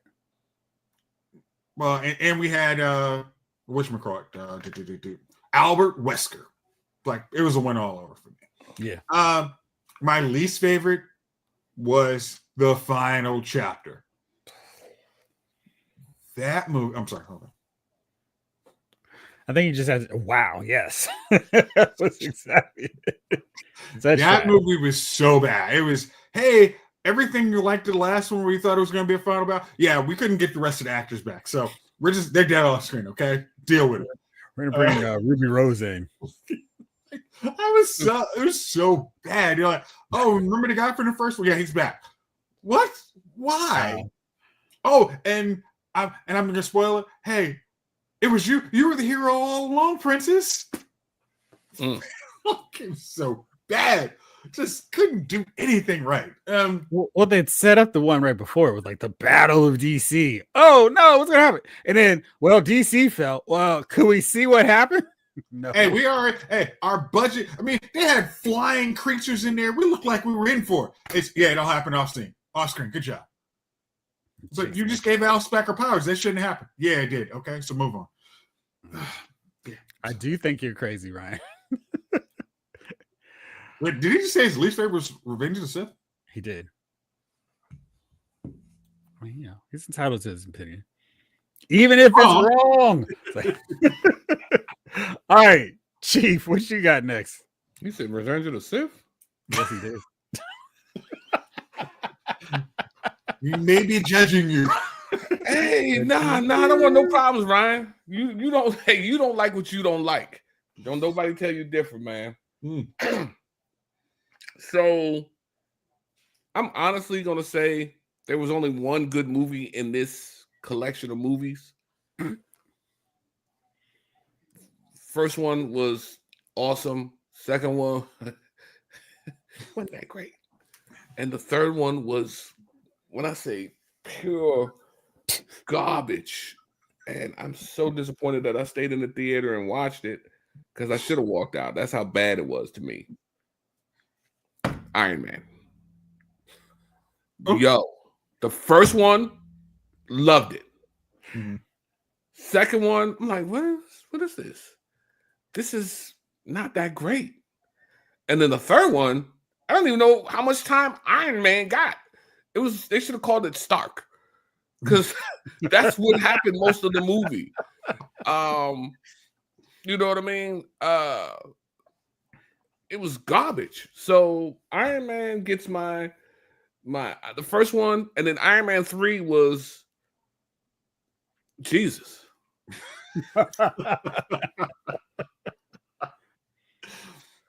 So yeah, I'm there. You had a very serious expression. Yeah. Because every time somebody be like, "Hey man, let's watch Iron Man 3," I'm like, "What? What you say to me? What you say about my mama?" You know, I didn't say nothing about your mama. I said Iron Man. No, yes, you did. You know what I mean? And then it just starts. Hey, I ain't like Iron Man 2, man. You ain't got to be on the down low with it, man. If you loved it, you loved it. I don't know what you loved about it, but I liked Iron Man 2. Now, when you look at the whole phase 1 through 3, it's lower, but I like what they were doing, doubling down on let's set up the Avengers. Hey, here's Cap Shield. Black Widow was cool in that one. I liked my guy Sam Rockwell. He was good in that, playing Justin Hammer. Hey, I don't know why. I just thought he was nice and sleazy playing that role. And I wanted Crimson Dynamo, but whatever. They're still figuring out what would work, what wouldn't work with the MCU. So I give them a pass for it. Like Rhodey, I'm here. Let's deal with it. Move on. Gotcha. And and I thought that most of what they did worked. And Iron Man 3, I thought, really benefits from phase 4 and whatever we've seen in 5 so far, because it's no longer my least favorite MCU film. And they continue to widen the gap and keep bumping Iron Man 3 up.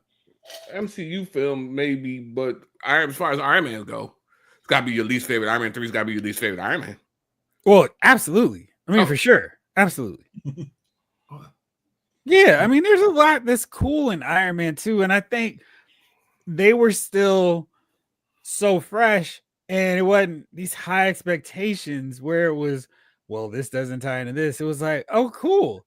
This still has the same fun as the first one. They don't have to do the awkward, I've got a secret identity, I've got to protect. He's just out there having blast, and he's working to try to save himself. So I thought that was fun. Setting up his whole, World's Fair, Stark Expo, good stuff. I don't know. I just dug it. Hey man, you know, I the drop off from the first to the second one I thought was tremendous. And then the drop off from the first to the third was astronomical. It's like somebody telling me, man, you can swim from the East Coast to Africa. It was just, and I'm just like, oh, that's ridiculous. You know what I mean? Absolutely ridiculous. Right. All right. Mine, next one, Harry Potter. Mm. And I'm sure you'll have some stuff to say on this, Jace. But my favorite, and that might just be because I haven't watched them all in a while, and because it's 2 parts, and I'm just gonna break it up. My favorite is Goblet of Fire. Mhm. Prisoner of Azkaban is where I started to actually care about the franchise. Where I was like, oh, okay, it's not just this kiddie thing.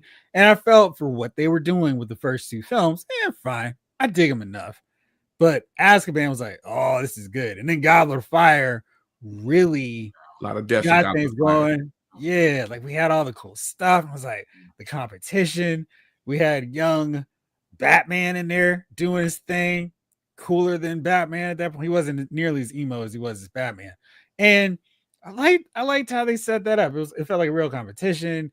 Things were happening, and it was like, oh wow, y'all went hard, killing off a character that you just introduced. That was like, oh, excuse me. So that was where I really started to get into it. My least favorite is the one that I needed Jace to explain the movie, Order of Phoenix. And I could have gone without it. I don't hate it. It's just my least favorite of the Harry Potter films, which I think overall are pretty good. A lot of people died in Order of Phoenix. I needed if Jace was not there, I would not have enjoyed the movie at all. Because what was confusing about it? I mean, what threw you off of Order of the Phoenix? Because I felt like things were happening that I didn't know about. Are you sure it's Order of Phoenix? Or is it Half-Blood Prince? It's Half-Blooded Prince. Oh, maybe Half-Blood Prince. Okay. Yeah, I wrote the wrong one. Yeah. Okay. Yeah. Sorry. Half-Blood Prince. Okay. Half-Blood Prince that was probably my least favorite. Half-Blood Prince. Okay. Then we are all unanimous. That is our least favorite one. And okay. Yeah. You had me for a second. Yeah. I was about to come by and egg your house tonight on the low. On the low. Tear your car with some eggs.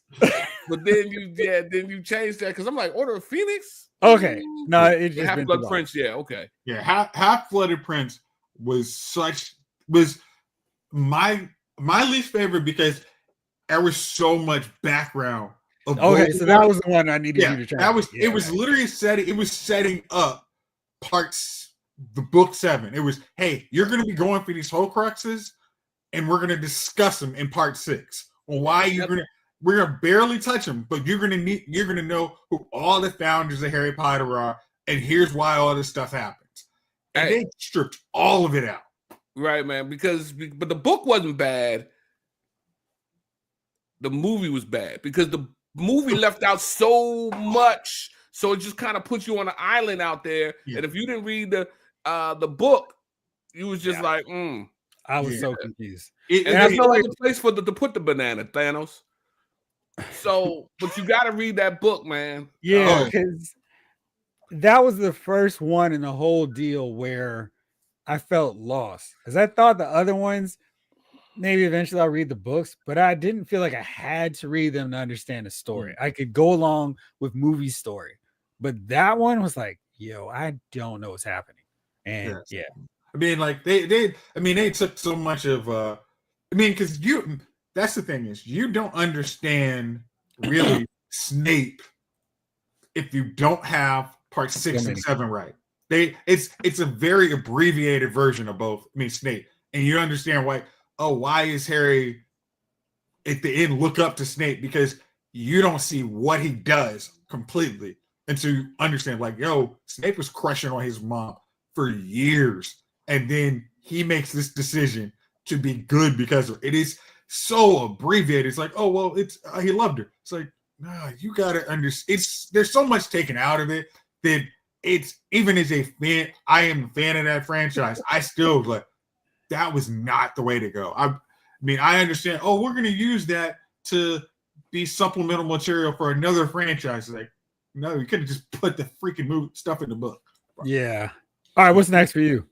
All right. I'm gonna just because I want to say, Prince of Azkaban was my favorite Harry Potter because It's great. it really changes. Like we don't need Voldemort to make this thing good. It's great. My next one, the funny thing is I thought Chief was going to hit this when he said this. The first one was pure gold. We had not. I mean, before I hit the long wind up, The Hangover. Hangover Part 1 was pure comedy gold that we had been deprived of for so freaking long. I think that was, I don't know anybody who had a crew of dudes had not who had we all went to see that together. It's like, yo, this is a movie we have not seen in a while. We are going to laugh. This thing is perfect. Yeah, I remember that. What theater did we end up going to? You weren't around. You left. Oh, yeah, that's right. I wasn't there. I wasn't there. Wow. He's a little salty about it, but it's okay, folks. It's all right, Chief. Go down the Giants. And I mean, in Part 2, when they switch into kids, it's still one of my. I mean, that makes me die laughing every time I see it. It's to make love to Lady.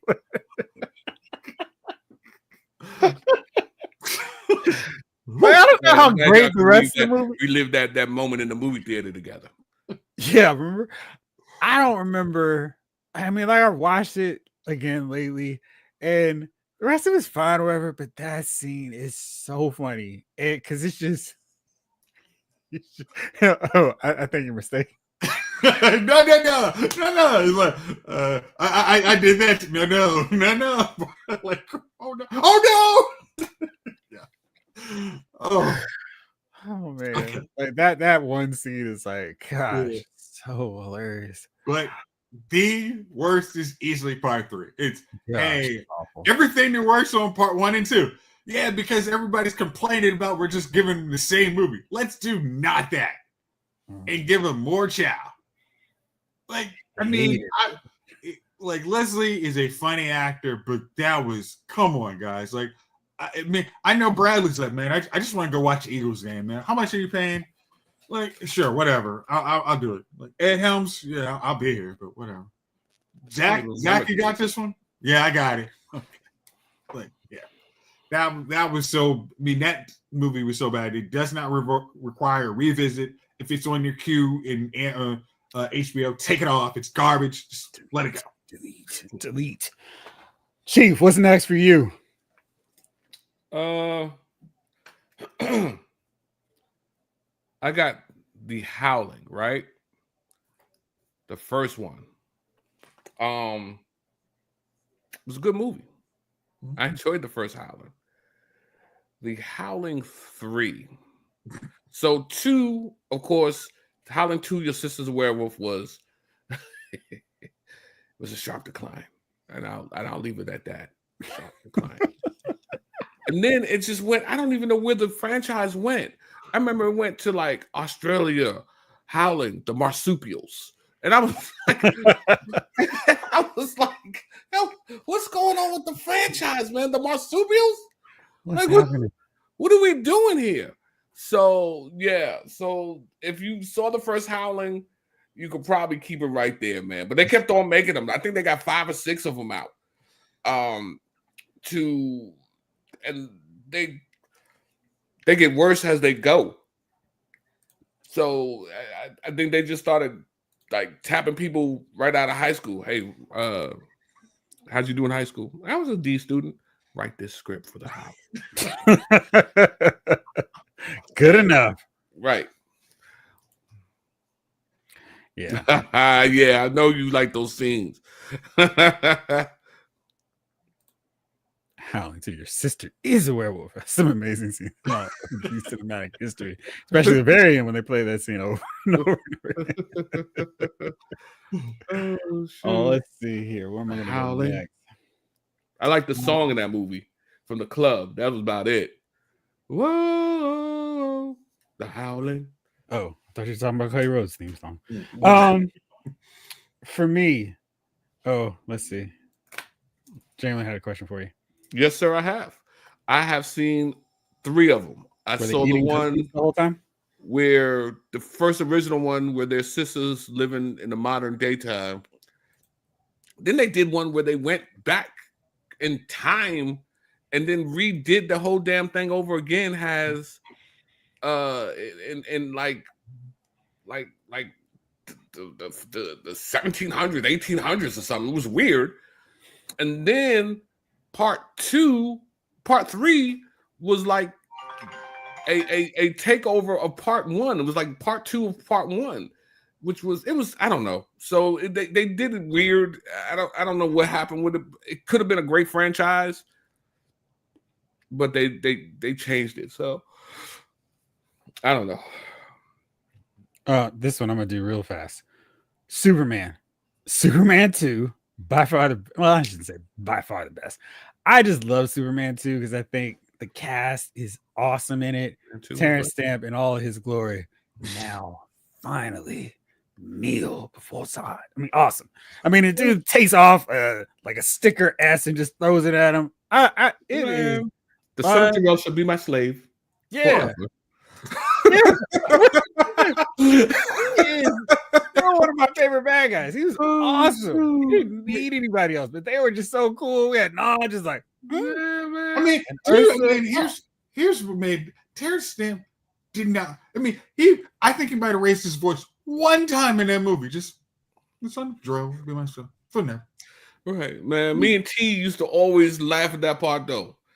The son of Jor-El shall be my slave forever. Like if it wasn't parent, like yeah. And what's your least favorite, Jeff? My least favorite is Super Stalker, Superman Returns. I said it last week. Superman 4 Quest for Peace is not a good movie, but at least it has Christopher Reeve in it. And Superman Returns does not.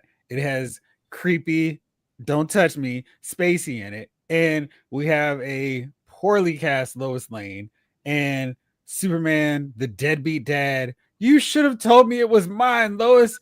Awful. No action scenes worthwhile. I gotta stop this Kryptonite Island. Did the son have powers? He didn't have powers. What's the deal? Why they only activate at certain times? But the gun scene was fun. Took that bullet to the eye. You can literally watch the best parts of the movie in the trailer. Not good. Yeah. So that is it. What are you talking about? Superman should always be. Movie's awful. Awful. So yeah, Jace, what's your next one? Okay. I'm gonna go best one of the Rocky franchise. Rocky 4. You can change, and I can change. I mean, Ivan Drago. I mean, he was a force. I mean, Clubber Lang was cool, but man, he killed Apollo. That was just like, I mean, Rocky had to really kind of bring him back and figure out what to do with his life. You know, almost break him. If he dies, he dies. I mean, that was just cold. I mean, he changed the whole country, but Rocky changed the whole country at the end. I mean, that was awesome. And what's crazy is I thought Rock was going to lose this one. I mean, there was actually like Clubber Lang was fearsome, but Rocky, but Ivan was like, he might get, I don't know what's going to happen. Yeah, because he was a doping up Ruski. I mean, cheater. Good thing the Olympic Committee's on top of that now. And they had your boo in there. Your boo. I mean, and he even had to go to he had to go to Moscow to fight that fight. I mean, just awesome. With the car riding behind him every time he went for a run and watching him. And he has to train in the snow. Man, come on. Like, I mean, and those daggone dragon setups, I remember in my 20s trying to do those. Those were hard. Now I'm like, good gosh, I don't know how you were doing those, man. Crazy stuff. Sylvester Stallone stayed in shape his whole life, bro.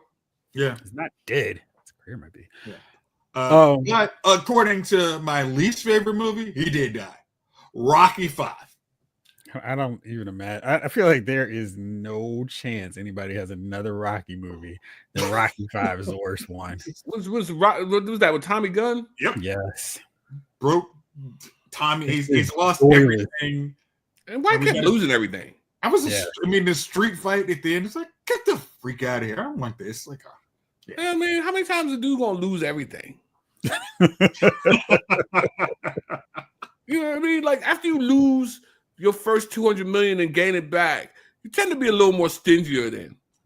Rock, man, can I get $1 for coffee? No, you cannot. You cannot. Please come to the show. Right. If you ask me again, I'm gonna hire that man over there to beat the hell out of you. Because I Tell can't your do friends it. too. I think Rocky and Harry Potter are the only series where I like at least 4 of the movies, unless you count stuff like Bond. Huh. Okay. No Fast and Furious for you, bro? Yeah. I mean, John Wick for sure. I couldn't even come up with a worse John Wick movie because, I mean, the least of John Wick is still better than most action movies. Okay. That was who just went? You, right, bro. Chief, now. Chief, what you got? I got Hostel Part 2 with Lauren German, the girl version, right? That joint was just wicked. I love the way at the end that how the tables turned. That movie was good, man. And then Part 3, Not. Well, Part 2, man. Part 2. But then Part 3. Exactly, Snake Eyes. I'm with you. All right, let's see. Let's do 2 more. Okay. So this is the first of our 2 rounds. I'm gonna go for Mission Impossible. My favorite is Dead Reckoning. It's wild. And it's wild. It's wild because they keep getting better, which is wait, I said Dead Reckoning. You said Reckoning. Do you mean that's the last one, right? Yeah. Yes, that one with Haley Atwell. I really liked that one. I thought they had great fight scenes, cool spy tech, and just everything was coming together even further. I do really like the Henry Cavill one too. That was awesome. But I think Haley was such a great addition to the franchise, and I'm looking forward to seeing her in the next one. So that's why I had that. My least favorite is Ghost Protocol. And upon rewatching it more, I like it more than I originally thought. I just don't like how so much of it is focused on Ethan, because the best films have a lot more teamwork where everybody's doing something. I just felt like there were too many scenes where everybody else just kind of, Ethan's amazing. So yeah, that's it for me. Oh, let's see. Mission Impossible, all are good. So Jamelin, the John Woo one, Part 2 was the worst. I was kind of torn with that, but Doug Ray Scott is so good. He's inevitably going to come in with some daring, not going to kill anybody. I love that. And the whole mask gimmick, I really like that. Then the fight with the motorcycles, there's too much in there. Plus, because I am gagging for it. Too much stuff in that movie for me to put in my least favorite. Now, Paula Patton almost makes Ghost Protocol not the worst, but then Paula Patton's not a great actress. So yeah, Ghost Protocol. No one has Transformers because there's no best Transformers unless you count the animated movie. Jace is cheating. He's got a cheat sheet DVD library. It's true. David Thanos' Mission Impossible movies are great. They kept getting better because Tom ran more as it kept getting deeper. Yeah. I like them all. Part 2 is just my least favorite. Yeah, I mean, I totally could see that because it's like 2 and 4 kind of rival. Plus, I don't like Ethan's haircut in Part 2, but I also don't like his haircut in Part 4. I think long-haired Ethan, not my favorite. Snow Glare, Transformers is yeah, right. Yeah. Exactly. Although I do like Transformers 1. All right, Jace, what you got? Okay. I'm going controversy here. Controversy. I'm gonna go Bond franchise. Oh, I know which one should be your least. My favorite is actually Skyfall. I think Skyfall was perfect. It was so good. That was like, if you guys don't recognize this movie as one of the best pictures, y'all are crazy. This thing was perfect. Soundtrack, everything. I was so, at the end, I'm like, yes. Who was in it? That's Daniel Craig. No, the girl. Javier Bardem was the bad guy in Skyfall. Who was the Bond babe in that one? Why am I blanking on that? That's so weird. Wasn't Yeah. Eva Green then, right? No, she was long gone by that point. No, but that I was feel my like the Bond babe in that one, she didn't make it past a certain point. she And wasn't then an integral part. Naomi Harris was like starting off as one, yeah. And Bernice Marlowe was Severin, who got killed, spoiler, midway through. So she didn't really have as long of a presence. So it was more Moneypenny who was around longer. Mm. Severin. By the way, Okay. remember, I'll tell you this later. But yeah. And the easy, Spy Who Loved Me is awesome. The Awesome. easy one, yeah. I mean, it's weird because as we said last week, some of those Dan Craig ones were so forgettable. But and to continue that, my least favorite Bond is Quantum of Solace or Quantum of Sleep. I mean, Who's the Bond girl in that?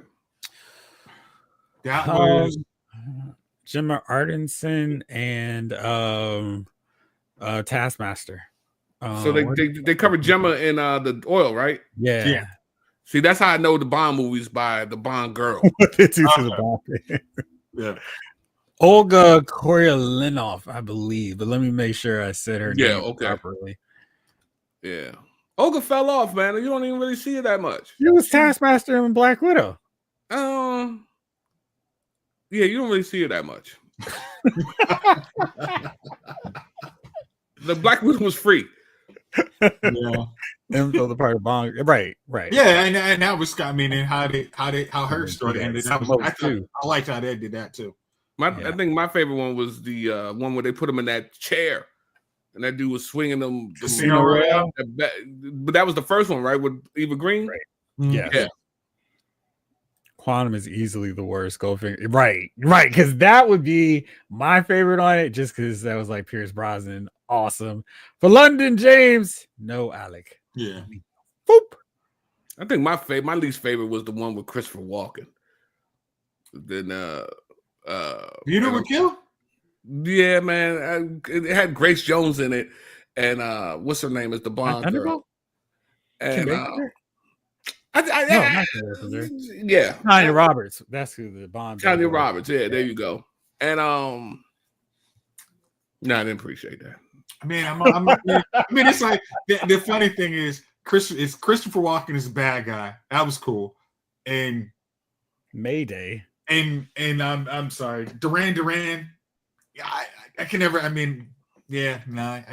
But my favorite one probably was the one with Kim Basinger. Never say never. Never say never, bro. I mean, I love Roger Moore. He was my favorite. I grew up with Roger. Like, I missed the Sean Connery days. Was in that one, huh? Sean Connery was never. That's Roger Moore with Kim Basinger, isn't it? No. Oh, Roger Moore. Then it was. Yeah, it was Sean Connery for that one. But I grew up with Roger Moore, so I started seeing more of the Roger Moore's Octopussy, so on and so forth, and all that. Yeah, he had some weaker installments. Like his were weak. But I liked Roger Moore though. But my favorite one was the one with Kim Basinger. That was my favorite one, man. Have you watched Thunderball? I'm sure I've seen them all. No, you haven't. No, you really haven't. Who's the Bond girl? It was long before my time, like literally before my time. Yeah, all right. The Bond babe there was Claudine Auger, and oh no, she wasn't the main one, was she? I feel like when I asked that, I'm like, turn the apple around. And Molly Peters.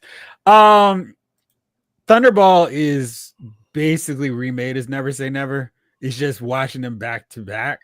Thunderball is better, and they do the special effects somehow better, which is weird because it was so. It was MGM versus. I don't know who the other company was. Yeah, I don't remember either. But yeah, it was View to a Kill and Never Say Never, our first Bond movies. It was like, wait, there are other ones, and some of them are a lot better. Yeah, I can't watch Never Say Never the same after watching Thunderball. It's like, what the heck?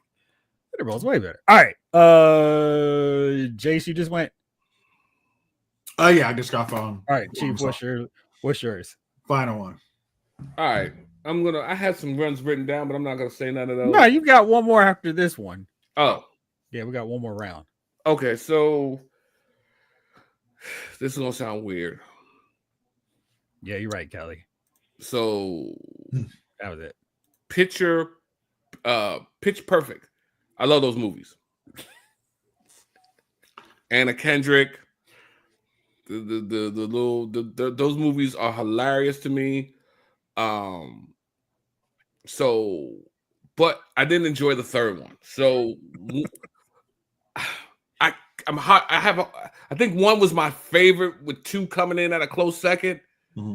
And then I think they should have ended it at 2. And then they came back in like 3, where they had retired them all, and then the new generation took over, and you know what I mean? And then they came back. A theme with you in third installments. No, it's not. Is it the third installments? Yeah, gosh damn it. You're right. I'm looking at all this shit and I'm like, you know, Shameless got you, Chief.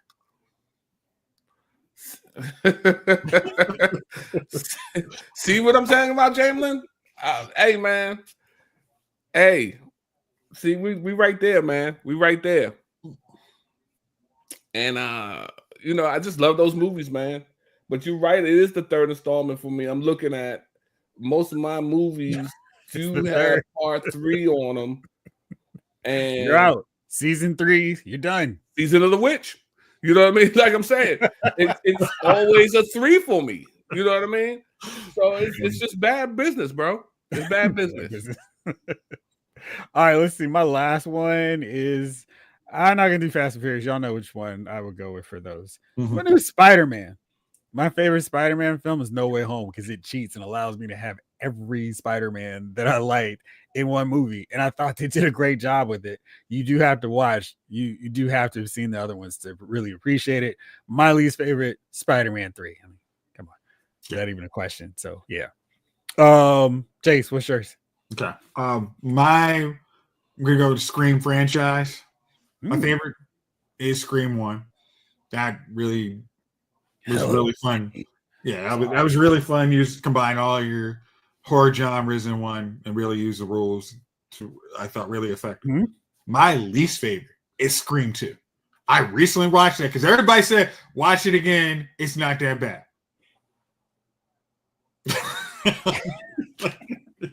I watched that again and I'm just like, this movie is garbage. I mean, I'm surprised it actually got to a third one because of how bad that second one was. I'm sure they made probably just enough money. Like we can do right, guys. Trust me. We can change. We signed Nev Campbell and Courtney Cox to a third movie anyway. So let's just make it happen. But what's cool is that their 2 is like, it just felt too much of the same. But then they got really good with other installments. So yeah. Well, let me say, because I'll say that because 2 was such, when they were like, hey, the bad guy reveal was like, what? Oh, come on. Like, even the 2-parter was like lame, like Lex. And then third one really redeemed it for me. I was like, oh, okay, cool. I was like, oh, I can just act like 2 didn't happen. I actually really like the newer installments of Scream. I especially like 4 because I thought it was really timely. And the last ones I thought have been really good. I wonder if they're going to do any more of the Scream 6, but yeah. We'll see. Scream 7. All set up.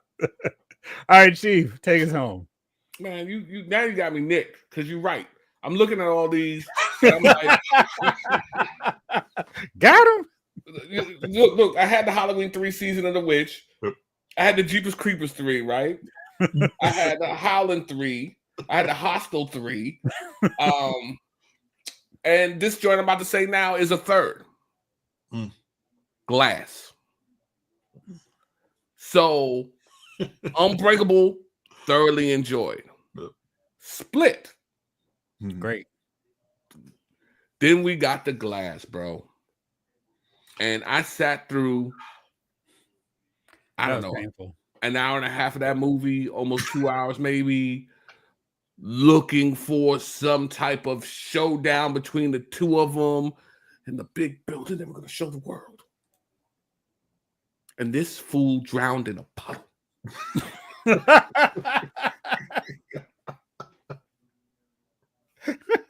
That's so bad. That was his worst In twist. a puddle, bro. Mhm. A super powered dude who could not be shot, who could not be killed in a train wreckage, who was super strong. The Bama has strength. It was one man pushing on your back at a time where you just needed to push him off and flip over and take a breath. And take a breath and then just walk off while I shot at you because you could not be harmed. And you drowned in a puddle. And I remember watching this and I was like, no, there's something else about to happen. There's more. This is not the end of this movie. And let me tell you something. It was. That movie ended right there 3 minutes after that man drowned in a puddle. And I remember walking out of the theater, looking up at the sky and thinking about all the damn things I could have done instead. You know what I mean? I could have done anything else instead. And I watched Glass. And I just knew this movie was going to be excellent. Oh, they about to fight. Hey, It should have been. let me present this puddle. I like how you're showing the full depth of the puddle. That's like the full barely depth of put the your puddle. face into this puddle, yeah. That is the full depth of the puddle. And a man stepped on him and was like, yo, you're going to die here in this puddle. Some secret thing. Now they got some secret organization that goes out. I'm like, you know what?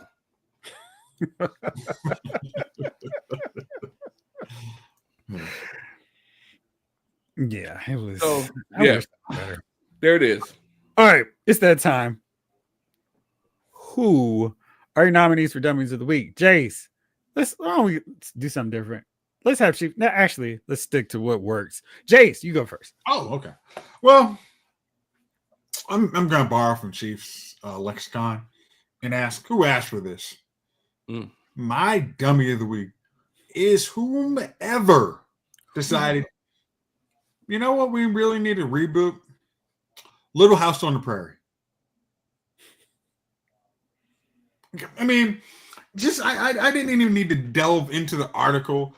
I was just like, I'm just, when you guys have these budgets in Hollywood and someone pitches something like, how do you because I'm thinking you have to get a index card or something, a note on, hey, this person's going to come in here and they're going to pitch me 10 minutes of this show. And you say, you know what? I'd like to hear more. And somebody says, you know what? The time's right. Little House on the Prairie. I just think it should be revisited. You know, in our complicated times, I think this show's really going to break through. But you know what started that foolishness? All this movies with Harrison Ford, 1853, and Kevin Costner. Yeah, exactly. Costner, That's the other thing. That doesn't sound like a dumb. That's what sparked this Little House on the Prairie. That's why we're getting these dumb shows. I you know what I mean? I'm not, you know. That makes more sense to me than some of the other stuff they've done, because clearly there's an audience for those prairie frontier properties. So why not try that one? Jace, I wouldn't have went with it either. I'm not gonna watch. Thanks, I didn't watch the original version of it. So I you know what I mean? I didn't watch the regular. Was that on? Was that on NBC? Yeah, it was on NBC. I remember watching it. I don't know if it was like a Friday night kind of show that we ended up watching. I never watched one episode of it. Yeah, I think it was Friday night. Yeah. I used to watch the movie, the other joy with Michael Landon when he was an angel. So he used to ride around with the old dude. Well, it was Highway to Heaven, yeah? Or was it I don't know what it was, but yeah, I remember sometimes he didn't get the power and he used to get his ass whooped. He didn't give me the power this time. And I remember I used to live for those parts. Oh, is he gonna get beat up this episode? I'm coming in that joint just happy as a lark. So yeah, but I never watched Little House on the Prairie, and I'm not gonna support it this time around either. As a almost 50-year-old man. Almost. My nominee is for all the sports writers who are starting to already come up with is Patrick Mahomes the second best quarterback ever? Yes, playing a different generation. I'd love to see Mahomes not be able to cry and whine his way to multiple penalties and get the refs help to get his fourth Super Bowl. But alas, not to be. Chief, what you got? Man. So you know me, man. I'm gonna keep it football too, man. And I would like to say congratulations to my man Saquon Barkley for making it to the Super Bowl. That's generous. Eagles, I hope you lose horribly. Saquon, I hope you have 600 yards in that game, but y'all lose by 2. Because they didn't run the ball with him into the end zone. And the dummy of the week, the losers of this football season are the New York Football Giants. Absolutely. Because you had the man for 6 years. 6 years to put an offensive line in front of this dude. Let's just forget about the quarterback situation for a second. Let's just say you had a mediocre quarterback. Let's imagine they had a mediocre quarterback. Okay. Well, no, we had a bad quarterback. Yeah. Mediocre. We had a mediocre quarterback. And we put a good line in front of Saquon. What would have happened, bro? The possibilities of a dude just, and now, bro, I don't know with Joe Shane. I just don't know what he's doing in his office. I don't know if he's just self-reflecting, just sitting there. No, and he's just everything his there. son tells him to do. Everything his son tells him to do, he does the exact opposite. It's like his son, literally, son said, "Hey, I think we should try and get up and get Jaden Daniels." Interesting. We'll see what happens. Mm-hmm. The owner was like, "Man, I like to keep Saquon." Well, running backs ain't worth a damn anymore. And I'm like, when did running backs not be worth a damn? Your offensive line is not worth a damn. Running backs are still worth a damn, bro. The run game sets up the passing game. So safe the shepherd, so safe the flock. It's always been that way and shall continue to be that way. And here we are. We're third pick and 3 because let me tell you something. Last year, you let Tommy DeVito win 3 games for no damn reason. Took us out of the first pick of the joint last year. And then this season, you beat the Colts for no damn reason. And then took us out of the first pick. Even though this year's first pick is garbage. I don't want none of those quarterbacks. You might as well call my number. I'll come play quarterback for a year. You know what I mean? I can only throw it. My accuracy is only good to 15 yards, but I'll throw it. Yeah. I'll throw it. He's always throwing to the running back coming out the backfield. Yeah, that's what I got left. You know what I mean? That's what I got left. But, it's good enough. I want him to trade the 3rd pick, bro. I want him to trade the 3rd pick, get another first round next year, get another 2 this year, and then get some players, man. We have no talent on the offensive line. We have no talent on the team. These guys, wherever you are sitting in your house right now, turn to your nearest mirror and say to yourself, I could play for the Giants because you are correct. You are correct. You could play for the Giants. You have just as much talent as the Giants have on their team football-wise. And don't let yourself feel any better or bad or great about that because that's sad. That's sad that we're all sitting here just as great as anybody on that damn Giants team. Maybe Malik Neighbors. You know what I mean? Bro, I can't even run 100 yards without getting winded. But I'm better than half the Giants out there. I'm better than half the Giants. I'll give more effort than the Giants. Hey, call Joe Shane. He'll take you in. Call Joe Shane. And when you call him, be sure to mention that you don't think running backs are worth anything either. You know what I mean? And you know, you should tell him you're a right tackle because he'll keep you there all season. You've got a job all season as right tackle. He's not even going to pull you. You know what I mean? Bring a cape out there, and every time they hike the ball, you yell "Olay" as hard as you can.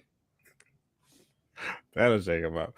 All right. Let's see. Let's wrap this bad boy up. So, as I stated in the email, hyping up this episode, that I have some passes to give away, not just for the fine folks in the DMV area. This is a cool giveaway. For let us see, what is the name of this movie? Mark Wahlberg. Yes, that's his name. The Mark Wahlberg, the newest movie, Flight Risk. I have passes that you can see wherever you are. To get said passes, all you've got to do, because you're watching the show right now, is email me at lylesmoviefiles@gmail.com or hit me up on Instagram, Lyles Figure Files, and I've got you covered. If you've got my email address anyway, you can hit me up. So let me know if you want it. Passes are yours. So, Chief, Jace, thank you all so much. Shout out to Snow Glare, David Thanos, Blake Tarpley, Singer, Sir, Geo Rick Cage Esquire, Snake Eyes, Jamelin Parks, Justin Huber, Snake Eyes, Snow Glare, Mark A, Kelly Cox, Ryan Daly, Randy Reviews. Thank you. Michael Solis. Michael Solis. Yep. Henry G. The Rock. Snake Eyes. Yes. Okay. I think I've got everybody covered. So that said, tomorrow, just hit me up, Snake Eyes. LylesMovieFiles@gmail.com. Back on it again. Talking more about DC, McFarlane, sellouts once again, and more fun stuff. So look for regular time, 8:05 tomorrow. And we'll be back on. But for now, this episode of Lyles Movie Files has been filed.